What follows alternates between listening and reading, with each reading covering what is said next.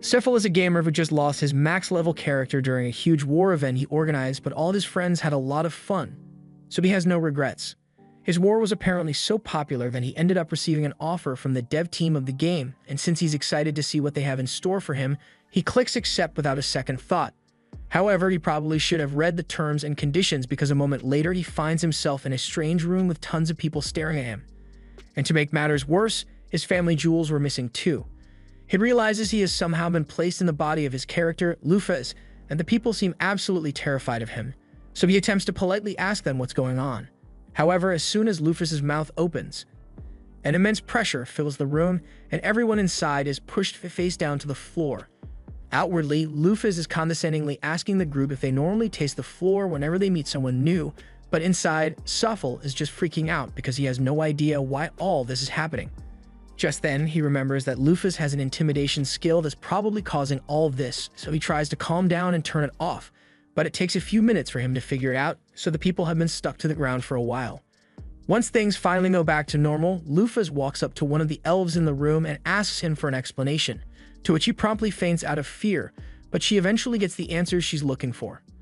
Long story short, 200 years have passed since she was sealed away and the Demon Lord is still alive, so in order to defeat him, the kingdom attempted to summon another hero, which is how Lufez ended up here. This means Sefil really was sucked into the game and he's honestly really excited about it, but he realizes it must be terrifying to be in his presence while he possesses Lufez's body, so he should probably leave soon before he gives someone a heart attack. Just then, Lufez speaks up and she tells everyone that she understands their concern regarding her presence since she kind of nearly took over the world at one point, but she assures them that her conquering days are over, so they don't have to worry. Although she also has no interest in becoming their new hero, so she says they can just forget about her and summon another one or something because she's not sticking around. The king asks her where she plans to go, so Lufez tells him that she's just going to spend some time appreciating this world for what it is, but she'd be willing to come back if the need arises. Lufez then takes off and Sefil somehow completely understands how Lufez's wings function, so he is able to use them without much issue. Lufez was Sefil's main when X-Gate originally launched, and thanks to the game's novel system, actions taken by gamers were officially added in as lore, so with all the time and money Sefil spent getting Lufez to the top of the leaderboards, she is generally recognized as one of the most terrifying characters in this world.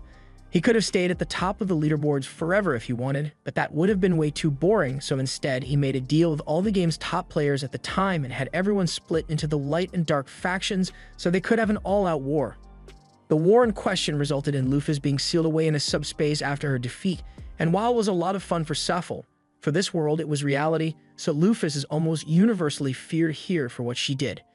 Mind you, the entire time Sefil and his friends were enacting their little war, they completely ignored the game's main objective of slaying the Demon Lord, so Orm is still alive and has been that way since Lufez was sealed, but that's not anywhere near the top of her priority list, so she'll deal with it later. Right now, she just wants to experience the game world that has now become a reality. Lufez's first stop is her old Malfil base of operations, and it is truly an impressive sight. Granted, it's a little rough around the edges after 200 years of collecting dust, but it's still amazing to see it in person. Lufez takes a seat on the throne and Sefil starts thinking about all the good times he's had with his friends in this place. He recalls how they have fun chatting about a bunch of nonsense all the time, but that he realizes that those discussions were all in a group chat, so why does he remember it as though he were there in person? Just then, Lufez notices someone approaching, which puts her on edge since the base should be empty, but when she takes a look, it turns out to be a blue-haired girl named Dina. She is really excited to see Lufez since she has been waiting 2 centuries for her return, but Lufez has no idea who this chick is. Dina is incredibly hurt to realize that Lufez forgot about her even though she was her most loyal advisor, but Lufez doesn't remember ever having a use for an advisor in the first place. However, now that he thinks about it, Sefil recalls that when he was building this base, he thought it would be cool to have an NPC in the background to make the place feel more alive, so he placed Dina and just kind of left her there. She must have gained consciousness when this world became reality, and Sefil feels kind of bad since she was stuck here by herself for 200 years, so Lufez plays along and says there's no way she'd forget about Dina. She thanks Dina for protecting the base while she was gone, and Dina is incredibly grateful to hear such kind words from Lufez. But putting that aside, with all the time that has passed, Lufez is out of the loop on the current state of the world, so she asks Dina for a quick history lesson to catch up with modern affairs. Dina says she'd be more than happy to explain everything she knows, So she tells Lufus that after she was defeated, the 7 heroes went on to found their own separate nations. 4 of them have already died due to natural causes in the past 200 years, but the 3 with longer lifespans are still around. Lufus can't help but wonder whether the heroes in this world are really still his friends or if they became NPCs, so he plans to pay them a visit sooner or later. Next, Dina explains that the Demon King, Orm, is still alive, and that's mainly because the 7 heroes failed to defeat him after they sealed Lufus away. In other news, Dina says that Lufus's 12 heavenly stars are still around as well, though most have gone their separate ways. The 12 stars are a group of rare and powerful monster NPCs that Sephiel collected because he thought it would be cool to have a small army of elite generals serve under him. Lufus asks Dina if there are any updates on the 12 stars, and she says she knows the location of 6 of them, but 2 of those 6 seem to have joined the demon army in an attempt to get back at the heroes who sealed Lufus away. Lufus is a little disappointed to hear that some of her minions joined the demon army over her defeat since the beef was never that deep, so she's going to have to chew them out once she finds those 2. With that aside, she's glad that she at least has something to do now. Her initial plan was to just go around exploring the world for fun and find out whether the 3 remaining heroes are players like her or not. But first she needs to go round up the 12 heavenly stars because she'd be responsible if any of them went around causing trouble for no reason. She asks Dina to give her the location of the first heavenly star, so she pulls up a map and points to a place called Svel. This is where one of the heroes has been living for the past few years, and the heavenly star, Eris, has been trying to invade it for months now. Now that she knows where to find Eris, she immediately starts heading out to find him, but Dina yells for her to come back because she can't just leave without making preparations. First of all, Lufus has no money on her, and Dina would have been willing to give her some. Inflation's a pain, and she's been waiting so long that all the money she had is practically worthless now. Lufus says she can just earn some more money along the way, but Dina tells her no one is going to want to do business with the legendary conqueror. Lufus argues that there's no way anyone would recognize her face after 200 years, but she is reminded that races like elves exist, and a bunch of them are bound to know who she is, especially since the kingdom has probably issued a public warning of her arrival. However, if Lufus wants to earn money, then Dina knows of a job she can do that doesn't require a background check: adventuring. To get started, Dina leaves Lufus to the trade city of Ydalir, but she would draw too much attention with her dark wings exposed, so Lufus sticks them in her oversized cloak as a disguise. She hates how uncomfortable it is to walk around like this, but they don't really have much of a choice in this situation, so she'll just have to deal with it for now. Once they arrive at the Adventurers Guild, Lufus mentions that it feels nostalgic to be back in the den of misfits and degenerates since, according to her lore, she was an adventurer before she founded her Dark Nation. However, she soon realizes how weird it is that she feels a sense of nostalgia from this when it is technically her first time setting foot in the guild. Dina notices that Lufus seems lost in thought, so she asks her if something is wrong, but she just brushes it off and says they should go take a look at the job board. While they are searching the job board, Dina spots a job that pays 3,000 coins, and all they need to do is find a bunch of lost cats. Lufus agrees that it seems like a really good deal, but it'd take ages for them to actually find the cats, and she'd rather not spend a week on a side quest, so they keep looking. Just then, they find a nice hunting job that'll pay them 1,500 coins, and all they need to do is hunt a few orcs, so Lufus thinks it's perfect. Orcs have a 3% chance of dropping their meat upon death, and if you eat their meat, then your max health gets a boost, so she's going to do a little HP farming while they're out there. Later that day, the 2 arrive at the village where the request was made, and they speak to the village chief, a tired old man who just wants to end things once and for all. He explains that the orcs have been ravaging their village for a long time now, kidnapping their women, killing their men, and destroying everything they've built. He begs the 2 to get rid of them for the sake of this village, and Dina cheerfully assures him that he doesn't have to worry because Lufus will wipe those orcs out without a doubt, and he is really grateful for their help. With that said, they head out into the forest to track down the orc den, and before long they manage to find it with 2 orcs posted out front as lookouts, so Lufus starts getting ready to attack. Come to think of it, she hasn't actually checked her stat screen since she got here, so she pulls it up, and fortunately, she still has all her max level abilities, so killing the orcs shouldn't be difficult. But she's not sure if she's mentally prepared for it since killing these things on screen is completely different from killing them in real life. She activates one of her abilities and creates a dozen swords at her side before launching them straight at the orcs, and the resulting mess is absolutely disgusting, but for some reason, Lufus feels oddly calm about it. Moments later, the orc nest is alerted to the presence of an intruder, so they all rush out and surround Lufus within a few moments.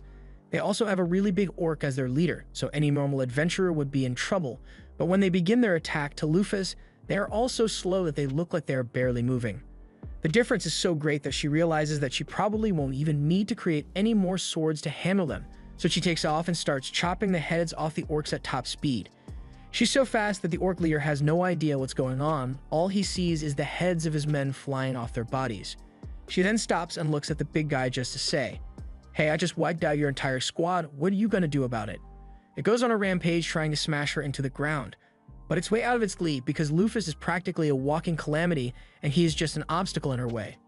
No joke, all she did to the Orc King was slowly fist bump his head, and a second later, a gaping hole was punched through its head. So she's just way too strong. After Lufus is done with her massacre, Dina begins harvesting some of the orc corpses, and she is delighted to find out that this one still has its tenderloin intact. According to Dina, the vitality of an orc is stored in their tenderloin, and if it is undamaged, eating it transfers that vitality to the user.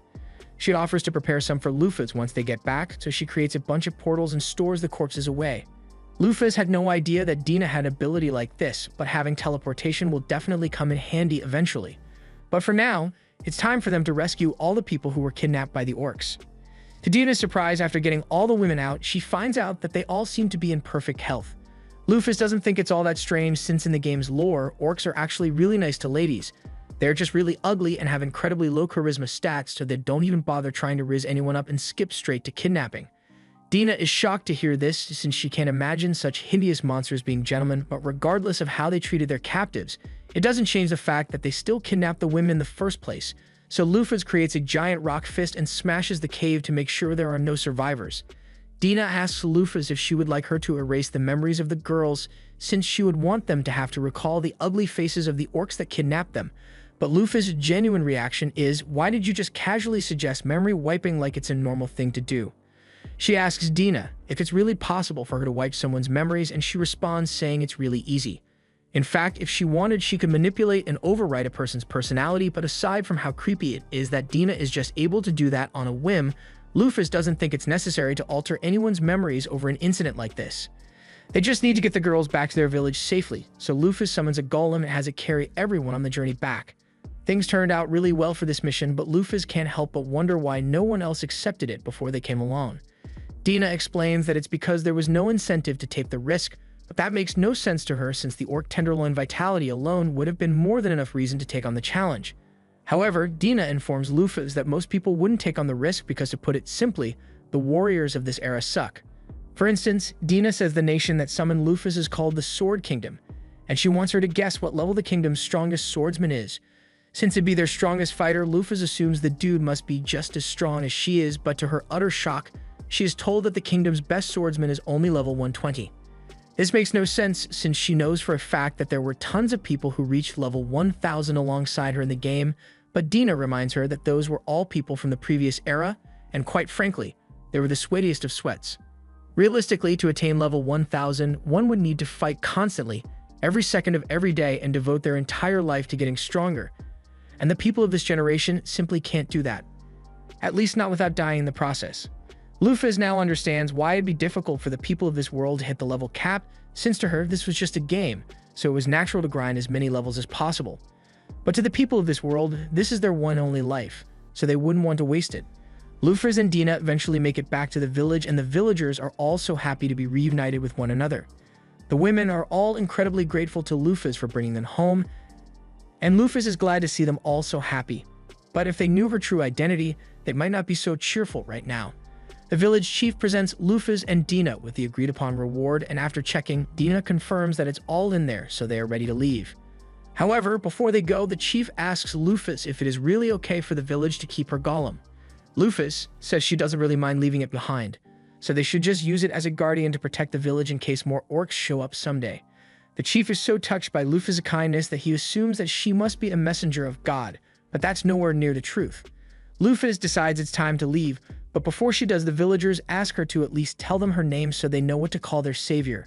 Without thinking, Lufus attempts to reveal her identity, but Dina steps in and gives the villagers a fake identity instead. Lufus is pissed that Dina cut her off like that, but they've been over this already. If anyone were to find out Lufus' true identity, then it'd cause mass panic, and they can't have that. Since they've acquired enough money to cover their travel expenses now, there's nothing stopping them from heading straight for Svull. But Lufus can't be too happy about it since the only reason they are going there is to stop one of her 12 stars, Ares, from continuing to attack it. She also needs to confirm whether the surviving heroes are truly her former companions or not, so her first stop will be to meet with Megrez. As they approach the city, Lufus begins to notice several pretty lights floating all around them, so she asks Dina what they are, and it is explained that those lights are little specks of mana floating around because the land here is so rich. She says it's proof that they are getting close to the nation of Svull, and in fact, Dina can already see it from here. She seems really excited to be here, but Lufus doesn't see what's so great about it since it just looks like a regular water town to her. They head down to the front gate, and there a guard yells out that anyone seeking entry into Svull needs to have their passport ready. Lufus had no idea they would need a passport to get into the city, so she starts worrying that they might not be able to get in. However, Dina isn't concerned at all because she has the perfect skill for this: document forgery. She simply walks up to the guard and presents 2 passports that she created for herself and Lufus, and after checking them, the guard is convinced that they must be real, so he allows the 2 to enter the city. As they walk through the streets, Dina explains to Lufus that the city of Svull was founded by the wise elf Megrez, and it is well known for the wealth of magical knowledge it possesses. This area is also particularly rich in ambient mana, so several mages and scholars come here in hopes of furthering their knowledge of magecraft. Dina asks what their objective in the city is for today, so Lufus tells her that first, she plans to pay Megrez a visit since there are a lot of things she'd like to talk to him about. Dina freaks out upon hearing this because she thinks Lufus intends to storm Megrez's castle, but she assures her that this is just going to be a peaceful visit. After all, Ares has been causing Megrez a lot of unwarranted trouble, so she still needs to apologize to him for that. But before that, Lufus says she'd like to head to a library since there's still a lot about this world's history that she doesn't know. They start asking around for directions to the nearest library until they end up meeting a man named Grants. You can tell that Lufus and Dina must be new in town because practically everyone knows that all the libraries are located in the eastern section, but he's got some free time on his hands, so he offers to lead the way. Dina thanks him and introduces herself as a traveling merchant with Lufus as her suspicious employee, but Lufus stomps on her foot mid-sentence to get her to shut up because who the hell introduces their companion as suspicious? Grants can definitely tell that Lufus looks suspicious, but he doesn't intend to hold it against her since he's sure she must have her reasons, and Lufus is grateful for his understanding. As Grants guides them through the city, Dina comments on how lively everyone here is, and Grants agrees that the people here certainly are cheerful. But since the city has been under attack from Ares for the past several years, most people don't end up settling down here. Lufus' expression soars a little since she realizes the situation here is kind of her fault, and Grants notices this, but he assumes she must just be uneasy about the threat of being attacked by Ares while here, so he assures her that there's no need to worry because the city's defense system is impenetrable. He explains that the entire lake around the city is actually a golem created by Megrez, and every time Ares has attacked so far, he has been repelled by the city's guardian golem. Lufus scans the lake and discovers that it is indeed a golem, and while level 500 doesn't seem all that impressive to her, the million points of HP it has is definitely an incredible stat, so if Megrez was able to create something like this, then he must be really skilled. Grants then directs Lufus and Dina to the city's monorail and tells them that this will get them to the eastern section in no time. Dina and Lufus will have to continue alone from here, so they thank him for all of his help, and he wishes them luck with their library visit. As Grants is walking away, Lufus takes a quick look at his stat sheet, and he turns out to be level 82. That's technically really low, but by the standards of the fighters of this era, Grants is one of the strongest.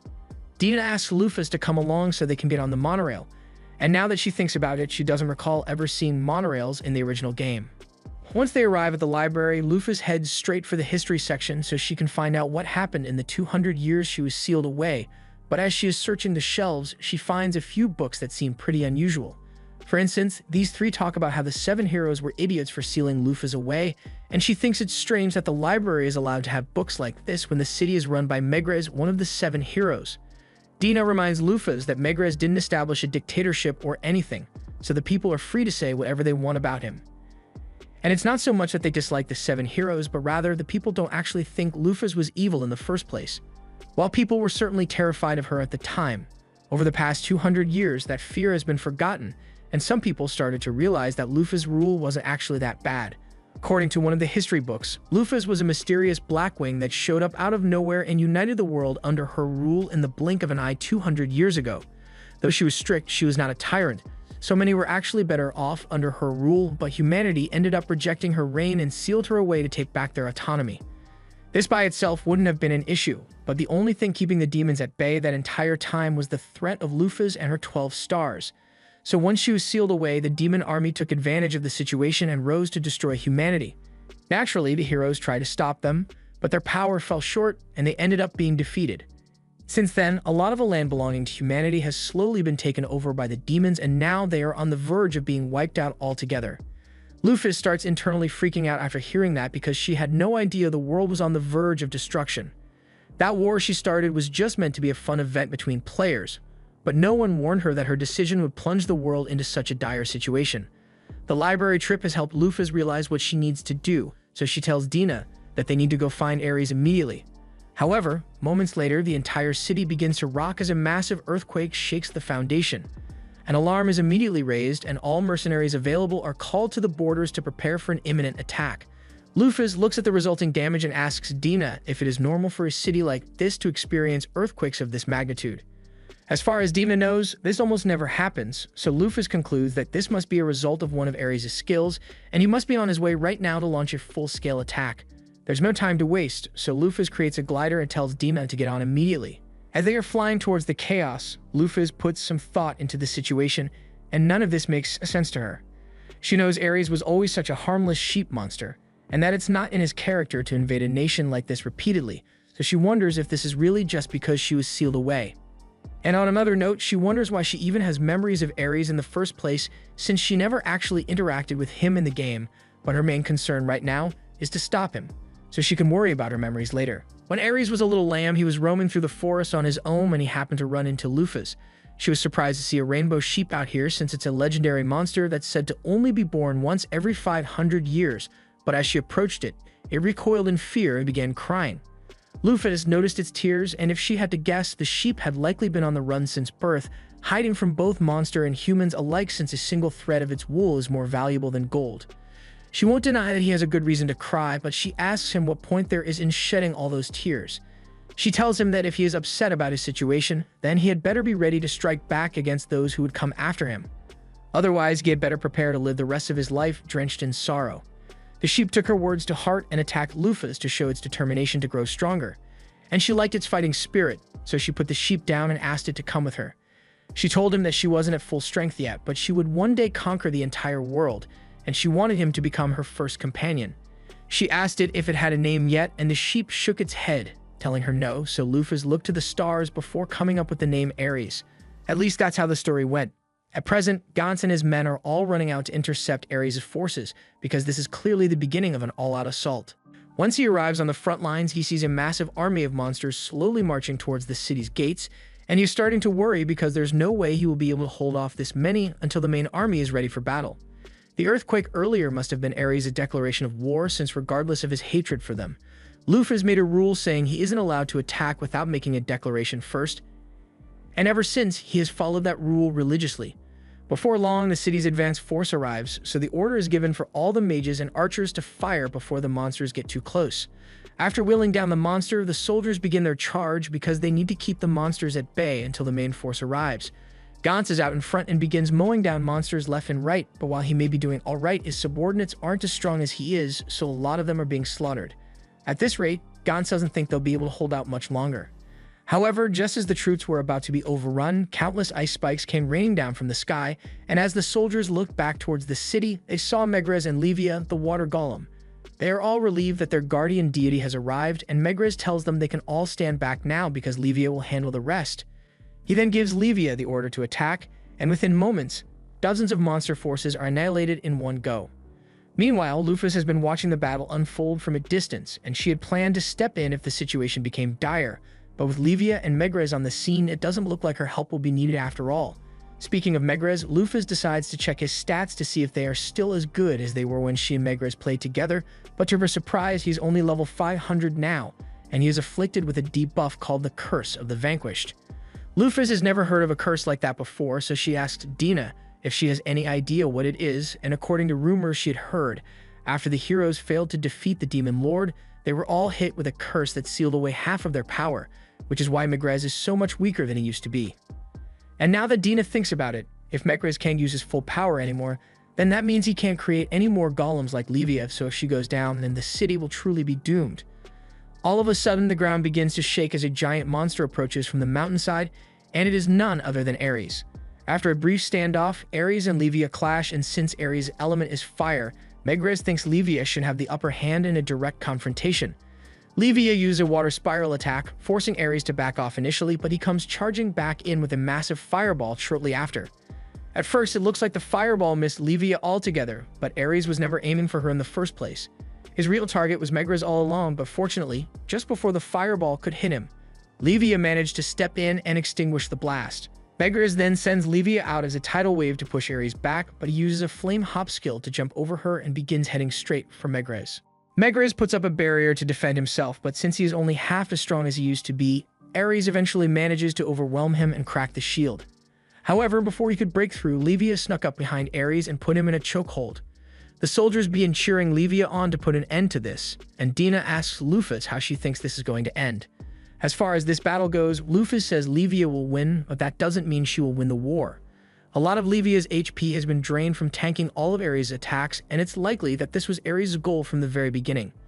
He knew he wouldn't be able to beat Livia in a one-on-one battle, so he planned to whittle her health down with constant attacks and retreat so he can attack again in the future. Lufus is impressed that Ares was able to think logically enough to figure out that Livia can't pursue him once he retreats, so a constant barrage of periodic invasions would guarantee his eventual victory. However, Lufus can't let his plan go any further than this since it would be dangerous if he actually destroyed Livia, so she will have to deal with him herself. She grabs Dina and jumps down onto the battlefield. And just as Ares is about to launch another powerful blast, Lufus kicks him across the mountain range. Everyone is in utter disbelief when they see the terrifying monster sent flying in an instant, and Megrez is left wondering who on earth could possess such power. But even though Lufus is still concealing her identity, as soon as he hears the way she speaks, he kind of figures it out. Lufus doesn't want to confirm or deny anything yet, so she tells Megrez that she will handle Ares on her own, and afterwards, she will be back to have a discussion with him. However, before she leaves, Megrez tells her that there's someone behind the scenes manipulating Ares' thirst for revenge, so she should be careful. The warning is coming from an old friend, so Lufus says she'll keep it in mind, and then she flies off to confront Ares. Once she arrives in front of him, Ares asks who she is, and this comes as a surprise since when she played the game, Ares only ever made sheep noises, so she had no idea that he could actually speak. That aside, since Ares doesn't seem to recognize her, she activates her intimidation skill, and as soon as Ares feels the terrifying pressure coming off her, he is reminded of his master. However, even though she's standing right in front of him, Ares still refuses to believe it's her because he is sure Lufus died a long time ago. Lufus still isn't sure whether she counts as the original since she was technically reincarnated, but regardless, this is definitely the body of Lufus Mathal. She doesn't want to waste time trying to convince Ares with words, so she tells him that if he truly does not believe that it's her, then he is free to come test her strength for himself. And as an added courtesy, she promises not to hurt him too much. Ares hesitates for a moment because the woman in front of him really does look like Lufus, but he convinces himself that she must be a fake because there's no way his master could have returned. He prepares to attack with his full power, and Lufus is starting to get excited since this is the first time she has gotten to go up against a monster that should be strong enough to survive her attacks, so this will be her first real fight. Ares charges at Lufus with full intensity, however. After pushing her back for a few hundred meters, Lufus easily stops his momentum with one hand and tells him that he has indeed grown stronger than he was 200 years ago. Ares continuously attempts to push her back, but Lufus isn't budging one bit, and she even calls him adorable for trying so hard. As a reward for his effort, she says she will give him a hug in the next second. Ares is being lifted off the ground by his head. Lufus then throws him straight into the air, but she's still far from done, so she flies off after him. And once she gets above Ares' body, she says she is going to lightly pet him. Lufus then proceeds to punch Ares with the force of a 10-ton truck, sending him crashing down to the ground. But before he lands, she flies beneath him and decides to pet his chin as well, so Ares is sent back into the air. The people watch the spectacle unfold in stunned silence because they'd never seen such an overwhelming display of power before. Lufus finally slams Ares into the ground, leaving him looking like Yamcha, but he still isn't done yet. Ares begins to burn with brilliant blue flames, and Lufus assumes this must be his strongest attack, so she tells him to come at her with everything he has. He charges forward with incredible speed, and with a huge smile on her face, Lufus moves forward to intercept him, resulting in a massive explosion that can be seen for miles. By the time the dust settles, we see that Lufus has once again stopped Ares with the palm of her hand, and she then proceeds to finger flick him into the rocks. She asks Ares if he still doubts that she is the real Lufus, but all of a sudden he jumps out of the rubble and changes into his human form to apologize to Lufus for his foolish behavior. Lufus is shocked at first because she knew Ares had a human form, but she doesn't remember designing him to be a femboy. But now that he thinks about it, he recalls a group chat where he and his friends decided to give Ares a femboy design as a joke, and he chose to go along with it. 20 minutes later, Ares finally stops crying and apologizing, so Lufus takes a look at his stat screen and his level is still the same as it was back when Lufus played the game, but his abilities have improved by quite a bit. And that must have been the result of all of Ares' hard work over the past 200 years. She tells Ares that she is on a mission to reclaim her 12 heavenly stars and he is her first stop, so she won't be taking no for an answer. Ares is glad that Lufus came to get him first and he agrees to join her on her mission once more, but he does have a few questions first. Like, who is that blue-haired woman back there? Dina can't believe that Ares really doesn't remember her, so she runs up to him, stares him in the eyes, and reminds him that she has been by Lufus' side the entire time. All of a sudden, Ares recalls fuzzy memories of Dina standing next to Lufus' throne, but considering the fact that she has memory-altering powers, I'm starting to get a little suspicious. From what Ares remembers, Dina literally never moved from that spot, so he assumes she was a piece of furniture, but he's surprised to find out that she can talk. Hearing Ares call her a piece of furniture makes Dina really upset, so she goes over to one side and starts sulking over it. Lufus chuckles a little because she also has no idea who Dina was at first, but she's been of great help since Lufus got here, so she asks Ares not to make fun of her too much.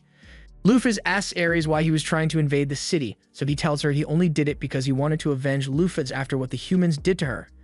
After all, if they hadn't sealed her away, humans would have been defeated by now, and the world would be at peace. Lufus understands Ares' feelings and she appreciates the fact that he wanted to avenge her, but she tells him she has no desire for revenge against humanity.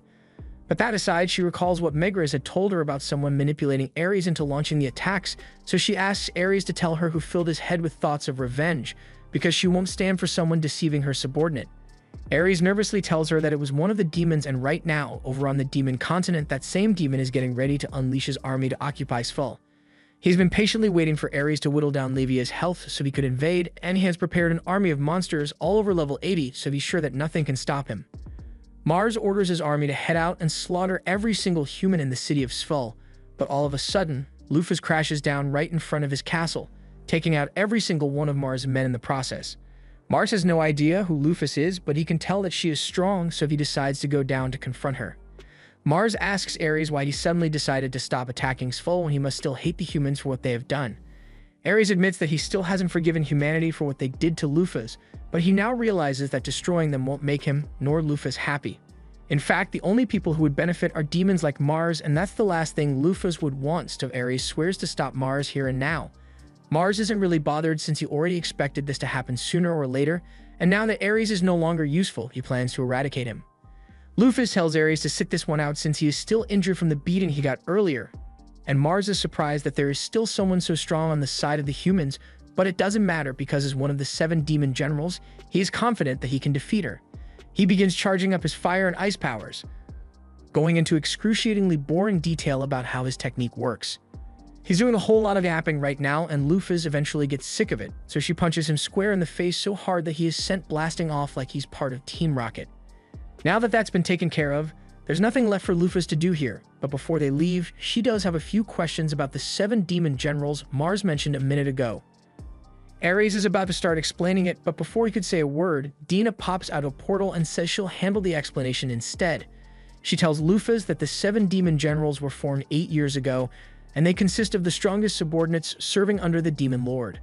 Lufus is shocked to learn that Mars was one of the strongest demons since he couldn't have been more than level 300 at most. Dina goes on to explain that humanity wasn't the only side that weakened dramatically over the past 200 years. While it's true that the heroes were all cursed and have since grown incredibly weak, they took out almost all of the demon lord's truly powerful subordinates, so the only ones left who are on Lufus level are the demon lord himself and his son. Just then, Ares notices that Lufus didn't actually kill any of the monsters when she landed earlier, so he asks her if she plans to leave them alive, and she confirms this. She doesn't think it's right to kill the monsters since they haven't actually done anything wrong, but Dina asks her if she's sure she wants to spare them, since they might end up hurting people if they are left alone. Lufus already thought of a brilliant solution for this, so she uses her power to subjugate all the monsters in the area and bring them under her control. Dina asks her if she intends to bring all the monsters back with them, but Lufus doesn't want to have to take care of all of these monsters, so instead she issues a command and tells all of them to return to their natural habitats and to avoid attacking humans without a good reason. The monsters all begin to wander off, and now they should be able to live out the rest of their lives in peace. So Lufus is happy and her business here is officially done. Afterwards, Lufus heads back to the city of Svel to meet with Megrez and give him an update on the situation. She tells him that she has gotten Ares under control, and she has also defeated the demon general who was behind the whole thing in the first place. Megrez is relieved that it's finally over, but he asks what happened to all the monsters currently under Mars' control. Lufus informs him that she placed all of them under her command, so they won't be a problem, and after hearing of everything Lufus has done, he is certain of her identity. He asks her to come with him for a moment because he would like to discuss things in private, but Safel hesitates for a moment because the anticipation is killing him. The player who used Megrez in the game was a top ranker who played with him all the time, and they were really good friends, so he hopes the Megrez in front of him is the same one as back then. As Megrez returns to the castle, several of the nobles of Svel gather around him and begin talking about how worried they were about him. They all say he needs to be more careful since if the city were to lose him or Levia, there would be no hope of defending against invaders. However, Dina can tell that there's no real sincerity or concern for Megrez behind their words. Megrez rolls past them with a look of resignation on his face, and when Lufus catches up to him, he says he knows she must be appalled by what she just saw. That was meant to be the upper echelon whose job it is to protect the people of the city, but they are only concerned with protecting themselves by sucking up to Megrez.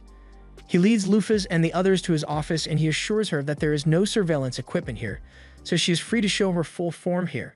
Lufus obliges and spreads her wing, allowing Megrez to confirm that it really is her, but to Lufus' disappointment, the look on Megrez's face is one of sheer terror, so he must not have any memories of being a player. She is disappointed because this means she might truly be alone in this world after all, but Megrez interprets her expression to mean that she is disappointed with his current state.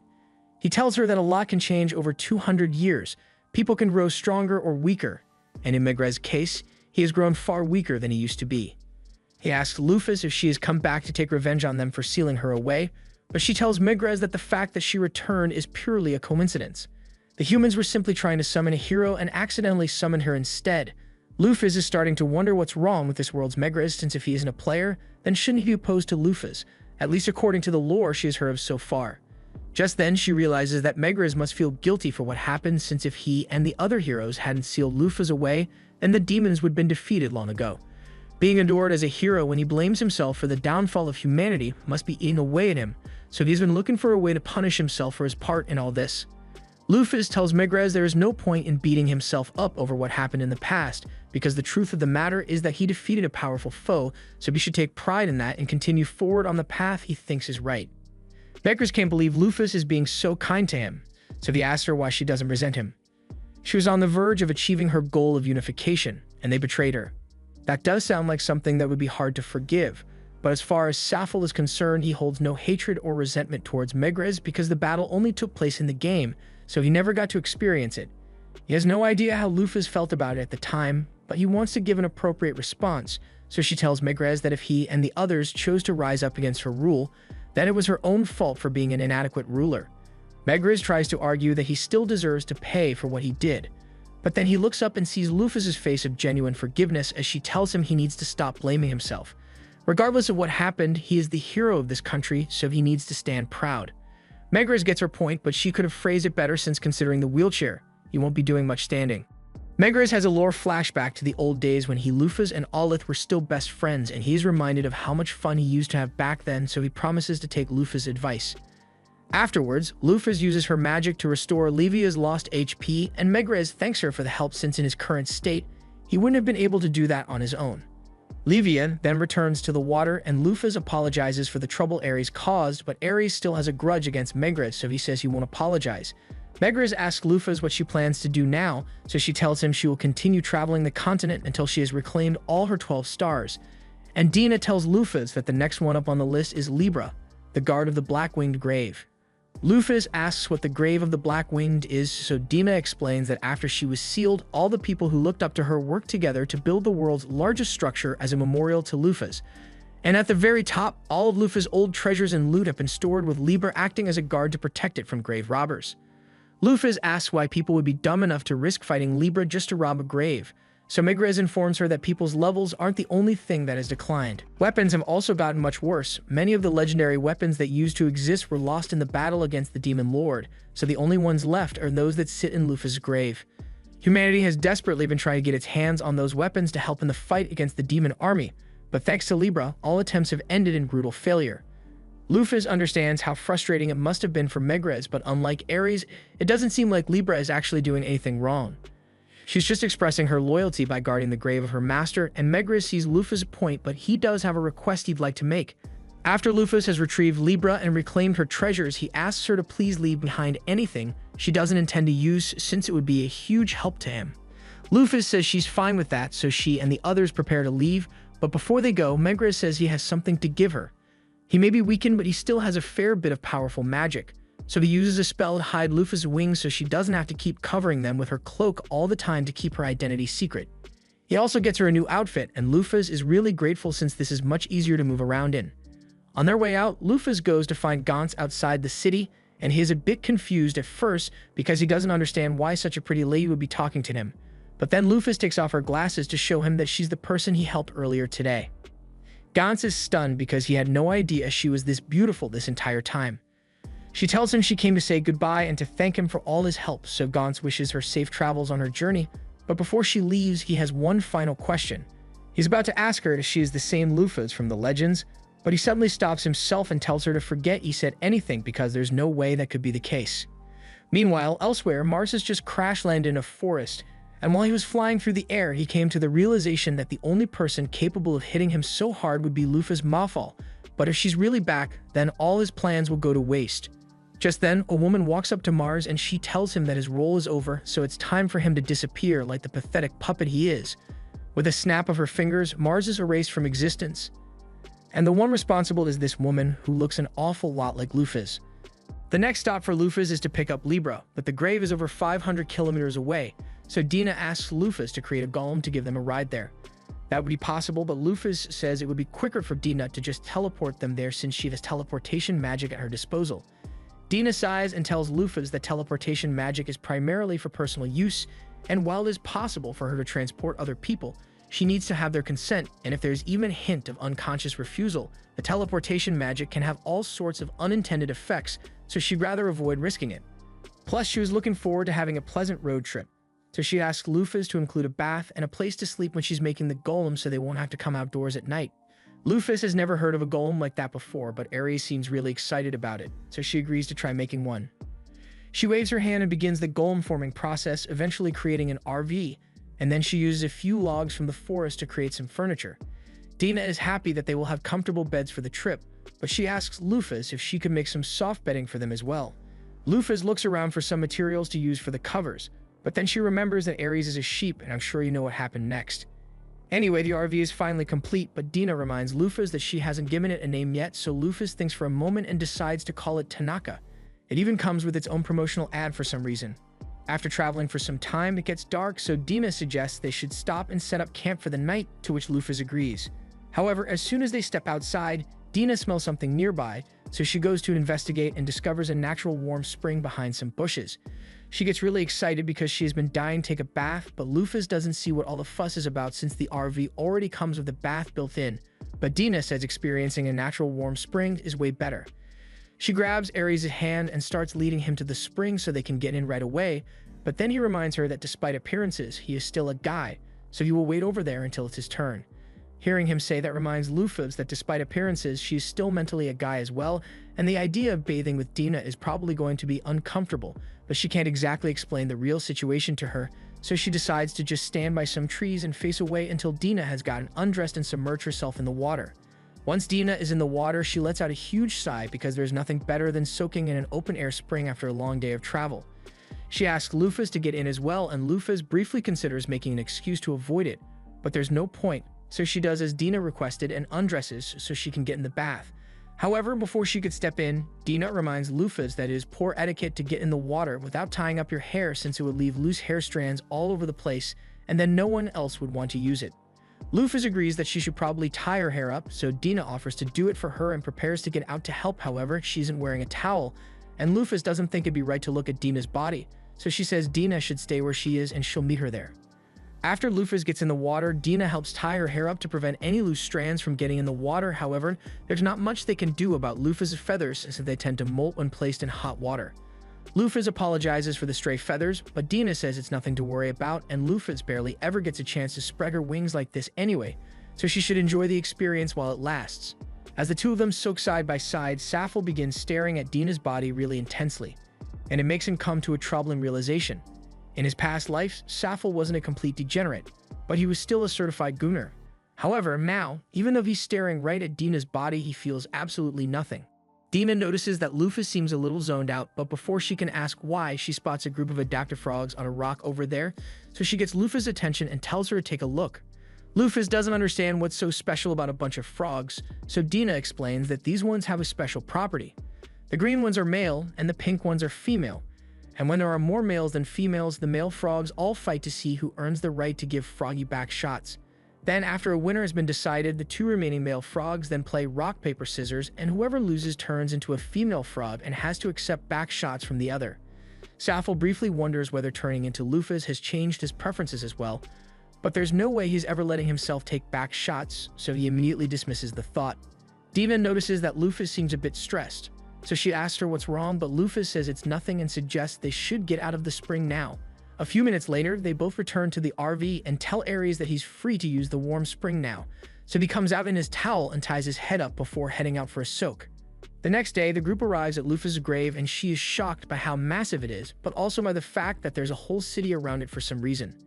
Dina explains that since so many adventurers kept trying to loot the grave to get some of Lufus' valuables, merchants began gathering here in hopes of making a profit by selling them equipment. And from there, more and more people kept showing up until a whole village was formed, and now Lufus' grave is pretty much a tourist site. Lufus finds it interesting that all this happened in just 200 years, and she isn't really bothered by the fact that people turned this into a tourist attraction, but Aries, on the other hand, is absolutely furious because he can't believe people would dare to disrespect Lufus in such a manner. He says he is prepared to lay waste to this place immediately, but Lufus tells him to simmer down because she doesn't want anyone to die for no reason. For now, she suggests they should head into the grave immediately, but as they are approaching the entrance, they end up running into a group of adventurers who look like they are pretty worried. Apparently, a reconnaissance squad was sent into the grave 2 months ago to map out a new area, but they haven't returned for their scheduled check-in, so they are starting to worry that something might have happened to them. Hearing this makes Lufus even more eager to get in and find Libra as soon as possible, because she doesn't want anyone else to risk their lives in this place. The adventurers notice Lufus heading inside and warn her that she really shouldn't head inside right now. Whatever is going on in there, the fact that their reconnaissance team made up of 50 of the strongest adventurers in the nation went missing means a party of 3 would stand no chance in there. Lufus thanks them for their concern, but she assures them that she is more than capable of handling whatever is inside. Lufus and the others then walk into the dungeon, but as they make their way through the tunnels, Aries suddenly stops because he senses something approaching. Soon after, one of the golems Lufus mass-produced for the battle 200 years ago walks out of the darkness, and Dina explains that there were apparently a lot left over after Lufus was sealed away, so they have been wandering the grave site ever since and take out any intruders they find. However, she says there's no need to worry since she doesn't sense any hostile intention from the golem. These kinds of golems were made to be able to distinguish friend from foe, and it clearly still recognizes Lufus and Aries, so they have nothing to fear. But when it comes to Dina, on the other hand, the golem immediately starts attacking her. Aries and Lufus assume the golem must not remember Dina since neither of them remembered her at first either, but Lufus doesn't want to let Dina get squished, so she decides to destroy the golem. However, before she could do so, the party of adventurers from earlier shows up, and they jump in to save her. Their party name is Hawkeye, and they followed Lufus and the others in here because they were worried that they might get hurt. They are pretty well coordinated with their attacks, so they are doing well keeping it busy, but since the golem is level 150 and their levels are barely pushing 50 at all, they aren't able to do much damage to it. If the golem even managed to land a single blow on them, they'd be dead instantly, and Lufus doesn't want to let that happen, so she asks Aries to go help them out. He happily agrees to do so and runs past adventurers before punching the golem with a flaming fist that sends it flying backwards. That was enough to take it out for good, so once the dust settles, the leader Jan goes up to Aries and excitedly asks him how he managed to perform an attack like that. Aries gets a little flustered because Jan way too close, so Lufus gets in between them and tells Jan to tone it down a bit. Jan apologizes for getting too close and for he and his party needing to be saved even though they came here trying to save Lufus. Jan introduces himself as a warrior, Nick introduces himself as a light warrior. and Richard introduces himself as a heavy warrior. Lufus can't believe how terrible the balance is on their team because everyone on the team is a warrior aside from Shu, who happens to be an archer. Anyway, since they are doing introductions, she introduces herself as a high-level ranger class adventurer, but when it's Dina and Ares' turn, they have no idea what to say. So they also declare that they are rangers, and Jan shows a look of concern because to him, Lufus' party looks way more unbalanced than his does. Jan offers to accompany Lufus' party to provide support, and Lufus is about to turn him down, but before she could say anything, Dina chimes in and says she'd love to have the extra help. Jan and the others are glad to hear it, so they start walking down the hallway, and with a cherry face, Dina explains to Lufus that they use the adventurers to make things easier for themselves, at least until one of them falls into a trap and dies or something, and hearing Dina say it with a smile on her face makes Lufus realize that she's a bit of a psychopath. However, there's no real harm in letting the party stick around since they seem like nice people, so Lufus decides to just support them as much as possible without drawing too much suspicion, at least until they get to the top and find Libra. Meanwhile, at the top of the pyramid, the Reconnaissance party that went missing months ago has finally made it up the long staircase, and they swear to themselves that no matter what, they will obtain the treasury of weapons for the sake of humanity and their fallen comrades. However, as they arrive at the top floor, they are confronted by Libra, and she immediately orders them to leave this room within 10 seconds, otherwise she will eliminate them. The adventurers try reasoning with Libra because they really need those weapons to fight the demons, but she couldn't care less about their reason, and once the countdown reaches 0, she activates the Brachium program, sealing the adventurers in a bubble with her so they can be killed. Meanwhile, as for Hawkeye, Lufus is starting to regret letting them come along because these guys are absolute fodder, and they aren't even smart enough to realize how weak they are. Every time they run into a golem, they get their asses handed to them, and then Lufus is forced to order the golem to stand down so the adventurers don't end up dead. But they genuinely believe they are the ones who beat the golems, and Lufus is worried she might be giving them false confidence. The group eventually comes up to the final Guardian Golem, and this one is a lot tougher than the others, coming in at a high level 600. So Lufus knows the adventurers would get folded the second they stepped into range of that thing, so she tells them all to stand back while she walks ahead to deal with it. The adventurers try telling her it's too dangerous to fight something like that on her own, but Dina tells them they don't need to worry because Lufus has a plan, so they all agree to stand down. She walks up to the golem, and the first thing she does is ask if it recognizes her. The golem definitely seems to react to Lufus's face, but it still ends up attacking her anyway, so she is forced to defend herself and slices it down the middle in one go. She then begins walking over to the stairs, but as she is leaving, the golem calls out her name and says welcome home. Lufus thanks it for working hard to protect this place for the past 200 years, but its assignment is now over, so it can finally rest, and the golem seems glad to be relieved of its duty, so it powers down for good. After that, she starts heading up the stairs to confront Libra, but the adventurers tell her to stop because they think it's way too risky to face Libra on her own, so they want to go with her. However, Lufus is done babysitting them, so she makes it clear that they'd die almost instantly if Libra chose to attack them, so they wouldn't stand a chance of leaving here alive. The adventurers can't argue with that, but before Lufus leaves, they ask her who she really is. They are well aware that they aren't the brightest bunch, but it doesn't take a genius to figure out that the only reason they've made it this far is because Lufus kept stepping in to save them. And there's also the fact that she was able to destroy one of the golems with a single strike, so there's no way she's really just a ranger. Lufus pauses for a moment, wondering what to say, but then she tells them that she does not intend to answer their questions and heads up without another word. Dina and Ares tell Lufus they will wait down here for her to return since neither of them can handle Libra's Brachium either, so she will be handling this alone. As Lufus is climbing the stairs, she wonders to herself why she felt genuine sadness when she took out that golem earlier. Even if it was one of Lufus' creations, while it may make sense for the Lufus character to care about it, to Safel it was nothing but a bunch of pixels on a screen, so he should have no emotional attachment to it. He realizes there must be something wrong with his mind to be making him feel this way, but there's no time to worry about that right now because first he needs to take care of Libra. Lufus eventually makes it up the top floor, and there she finds Libra waiting to intercept her as the latest intruder. Libra orders Lufus to leave within 10 seconds or face hostile actions, but instead she just takes off her glasses and spreads her wings to reveal her identity.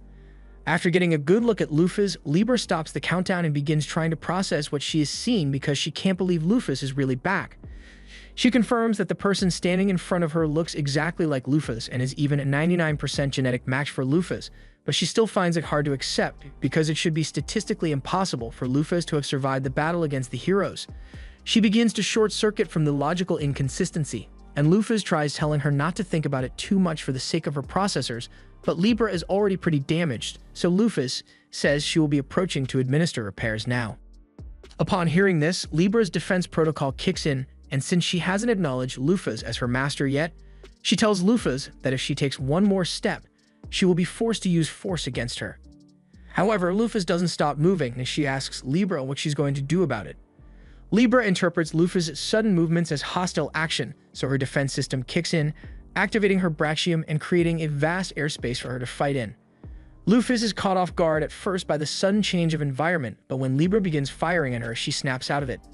Lufus performs evasive maneuvers to dodge all of Libra's gunfire and missiles, but man, Libra is not making it easy. Lufus eventually finds an opening to strike Libra and interrupt her attack animation, so she starts chasing after her instead. Libra tries to shake Lufus off by using more gunfire, but she counters it by using her wings to blow the bullets back at her, disabling her gun. Libra then attempts to use a wide array of other attacks, but nothing she does comes anywhere close to defeating Lufus, so she eventually disables the domain and activates a different one. Lufus recognizes this as Libra's ultimate attack, a domain expansion that ignores all defensive skills and has a sure hit effect that deals 99,000 damage. The fact that she has been caught in the attack's range should be concerning, but to be honest, Lufus is actually excited because this will be the first bit of significant damage she has taken since she came to this world. As Libra unleashes the violent wave of energy, Lufus feels the pain hit her like a dump truck, but she has more than enough HP to tank the damage, so she continues pushing forward until she is eventually right in front of Libra. Libra then attempts to blast Lufus in the face with a laser, but she ducks out of the way, and before Libra could strike with her sword arm, Lufus grabs it to hold her in place while she casts All Repair. This fixes all the damage Libra has suffered during her years of guarding this grave, and Lufus apologizes for taking so long to come back. With Libra's logic units back in working order, she is able to confirm that the person in front of her is indeed her master, so there is no longer a need for her to guard this grave, and she powers down for a much-needed nap. Lufus is glad that she managed to recover Libra without too much of a hassle, but now she wonders how she is going to explain this to the adventurers without revealing her true identity. She heads back down the stairs and pops her head around the corner to see how things are going, but to her surprise, she only sees Dina and Ares waiting for her. She's confused and asks what happened to the adventurers, so Dina explains that she just implanted some false memories in their heads with her mind manipulation to make them think they are the ones who defeated Libra. Lufus had forgotten that Dina mentioned that she had mind manipulation powers, and now that she has seen it in action, it looks absolutely terrifying. Dina explains that she made them think Libra was severely injured before they arrived, so they were able to overwhelm her and claim victory. This way, no one will ask too many questions, but Lufus thinks this is a little too convenient, so she asks Dina if she had this plan from the moment she agreed to let them join the mission. Dina doesn't deny it, and with a sly smile, she says that was the only reason she was willing to tolerate such hindrances. Lufus gets creeped out by how heartless Dina can be, but she's glad they aren't enemies because she'd be terrifying to deal with. Anyway, since things down here are under control, Dina suggests they should head up to the treasure room and gather all the things they will need. Once they arrive in the vault, they are all amazed by all the shiny treasures in the room, especially Lufus. She can hardly sit still, and she doesn't understand why, but Dina points out that Lufus always loved shiny stuff. That's why she hoarded so much treasure in the first place, and she tends to go a little crazy in situations like these. So Dina asks Ares to help her pick out the useful items while Lufus is distracted by all the gold. Lufus tries to argue that she is perfectly capable of controlling herself around gold, but she literally already has her hands full with a bunch of gold, so she can't be trusted to pick out the important stuff. A little while later, Dina and Ares are done gathering all the items they need, and the rest of the stuff here is either a bunch of old weapons or useless gold, so leaving it behind shouldn't be a problem. But before they leave, Dina asks Lufus if she could gather the golems in the area so they can be teleported back to base, and Lufus says she will be happy to help, but then she realizes that Dina meant all of the golems, so she's forced to spend the next few hours roaming this giant grave just to make sure she actually got them all. Afterwards, Dina teleports all the golems away, and since there's nothing left for them to do here, she suggests they should get going. Lufus asks if it's really alright for them to leave the adventurers here in their current state, but Dina assures her that it won't be a problem, and a few minutes after Lufus' group has left, the adventurers wake up, fully convinced that they were the ones who cleared the grave and defeated all the golems. Meanwhile, out in the forest, Lufus and the others have made it back to the RV, but before they get back on the road, Dina fixes up Libra's clothes and sets her down on a tree stump so Lufus can talk to her. Lufus walks over to Libra and gives the instruction to power on, so she wakes up, and the first thing she does is greet Ares and the unfamiliar lady beside him. She then apologizes to Lufus for all the trouble she has caused, but before Lufus could respond, Dina says she can't believe Libra doesn't recognize her. Lufus chuckles and tells Libra that Dina is her advisor, and Libra is shocked to hear this because her memory banks hold no data on Dina whatsoever. Dina gets up close to Libra's face and tries to get her to remember her, but Libra is still certain that she has never seen Dina before.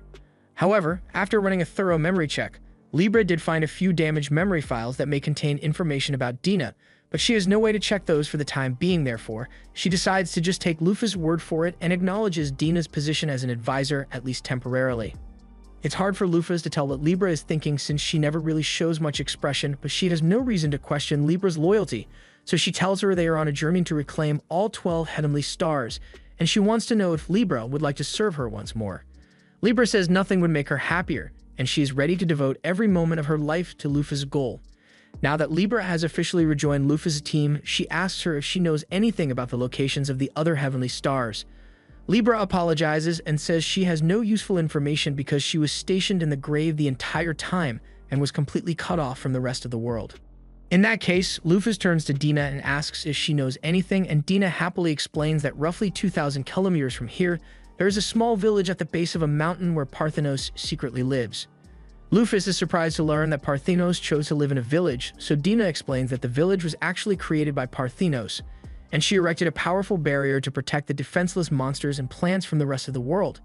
Lufus is relieved that Parthenos didn't go causing trouble for people, but then Dina mentions that the mountain where the village was built used to be Lufus' homeland, and Parthenos actually drove out all of the Heaven Wing that lived there, creating an uninhabitable zone to keep them out, and Lufus is disappointed again. On the ride back home, Lufus was having a flashback to her time as Sappho, but all of a sudden she is woken up by Dina placing a hand on her shoulder. Dina asks her what happened, so Lufus explains that she was just having a dream that seemed rather important, but for some reason she can't remember what it was about. She decides to just focus on her current mission, so she asks Dina how much longer it will be before they get to their destination. They've been driving for a while now, so it shouldn't take much longer, but Ares has a few questions. Like if Parthenos drove all the other Heaven Winged out of Vanaheim, then where did they go? Dina explains that the Heaven Winged are currently living in Gjallarhorn, which was founded by one of the 7 heroes, Merak, the Sky King. Lufus gets the feeling that she won't get along well with the rest of the Heaven Winged given her character backstory. But if Merak is there, she needs to check if he remembers something from the time they played the game together. By nightfall, the group arrives outside the city of Gjallarhorn, and since all the buildings were constructed around the cliff face, walking around it is bound to be a nightmare. Ares wonders why it is so plainly segregated into black and white sides, so Dina explains that the nation is suffering some civil turmoil and has split itself into 2 factions. Lufus asks what she means by that, so Dina explains that the Heaven Winged who have wings of pure white think they are better than everyone else, and it caused a huge civil uproar among the rest of the people. Lufus asks why Merak hasn't calmed things down already, so Dina explains that Merak is trying to maintain neutrality to stop the fighting on both sides, but he hasn't been able to control them. Ares recalls that the persecution of the Dark Winged was prohibited during Lufus' reign, which Lufus finds odd since she doesn't have any memories of issuing such an order. Dina goes on to explain that once Lufus was gone, the White Winged used the opportunity to claim superiority over the Dark Winged, and the Dark Winged fought back, which is why we have been fighting for the past 200 years. Lufus feels like this was kind of her fault, so she plans to do something about it, but since the average lifespan of a Heaven Winged is over 1,000 years, many of them must have personally met Lufus 200 years ago, so they are bound to recognize her face if she goes into town like this. She decides to cover her face with her cloak to make sure no one recognizes her. When it's finally time to climb up the stairs, they all realize it's going to be a real hassle getting up there since the city was built for people who can fly. Ares really isn't looking forward to all the walking he's going to have to do, but Libra tells him there's no need to worry because she has the perfect solution in mind. She activates her jet mode, and before Lufus can make any objections, she grabs everyone before flying up to the dark side of the city. They all make it there safe and sound, but the sound of a jet engine this late at night woke all the Dark Winged in the neighborhood up, so they all come out to see what the ruckus is about. Lufus yells at Libra for making so much noise this late at night, but Libra doesn't actually care about the feelings of people aside from Lufus, so she sees no problem with what she did. The crowd is still really confused, so Dina introduces herself as a free trader and tells everyone that these are her companions. Lufus then apologizes for the disturbance they caused, and she assures the residents that this won't happen again. The people here seem pretty nice, and one of them happens to own an inn, so he invites Lufus and the others to spend the night if they are still looking for a place to stay. Lufus decides to take him up on his offer since Ares seems to be quite tired, and later that night, she is laying in bed when she has a terrible nightmare. It was a flashback into Lufus' backstory where she was being mistreated by her father. Apparently, a bunch of neighborhood kids had been picking on her, but nothing was done about it until she fought back. Now her father was beating the shit out of her and told her to never leave this room again because she was a disgrace to his entire bloodline, all because she was born with dark wings. Her father then immediately went back inside to laugh with all his rich white-winged friends while his daughter was left alone in the dark shed with no food to eat. She hated how unfair her life was, but there was at least one person who still cared for Lufus. Later that night, Lufus' mother snuck out to the shed to check on Lufus and bring her some food. Even if it's not much, Lufus was really grateful to at least have something to eat, and her mother felt terrible about the conditions Lufus was being forced to live in, but there was nothing she could do about it, especially with how sickly she had become. Lufus hugged her mother, told her everything was going to be alright, and warned her that if she didn't get back inside soon, her father was going to notice. Lufus offered to walk her back inside to make sure she got there safely, but on the way she encountered her father, who was appalled that his wife had let Lufus out of the shed. He orders her to leave Lufus and come over to him at once, but Lufus knows that that just means he intends to punish her mother, so she stands in front to protect her. However, at this point, Lufus was still too weak to protect anything, so he punched her to the ground and then dragged his wife away, leaving her in the cold rain to wonder why she is always treated this way just because her wings are a different color. She came to the realization that the world is an unfair place, and the goddess of creation wasn't coming to save her anytime soon, so she was going to have to save herself.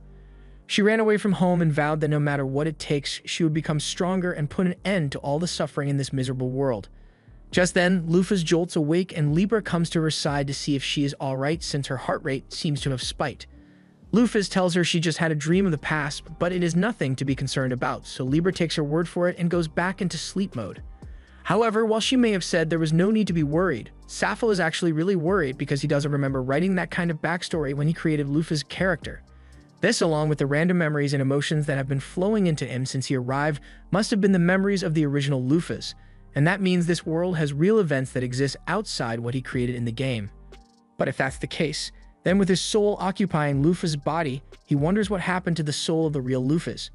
Meanwhile, over in the Demon Lord's castle, the 7 demon luminaries are gathered for a meeting, but they notice that Mars is missing, so they all assume he must have died. They aren't too surprised by it, since he was the weakest of the luminaries after all, but they wonder whether Megrez was the one who took him down, or if Ares turned on him.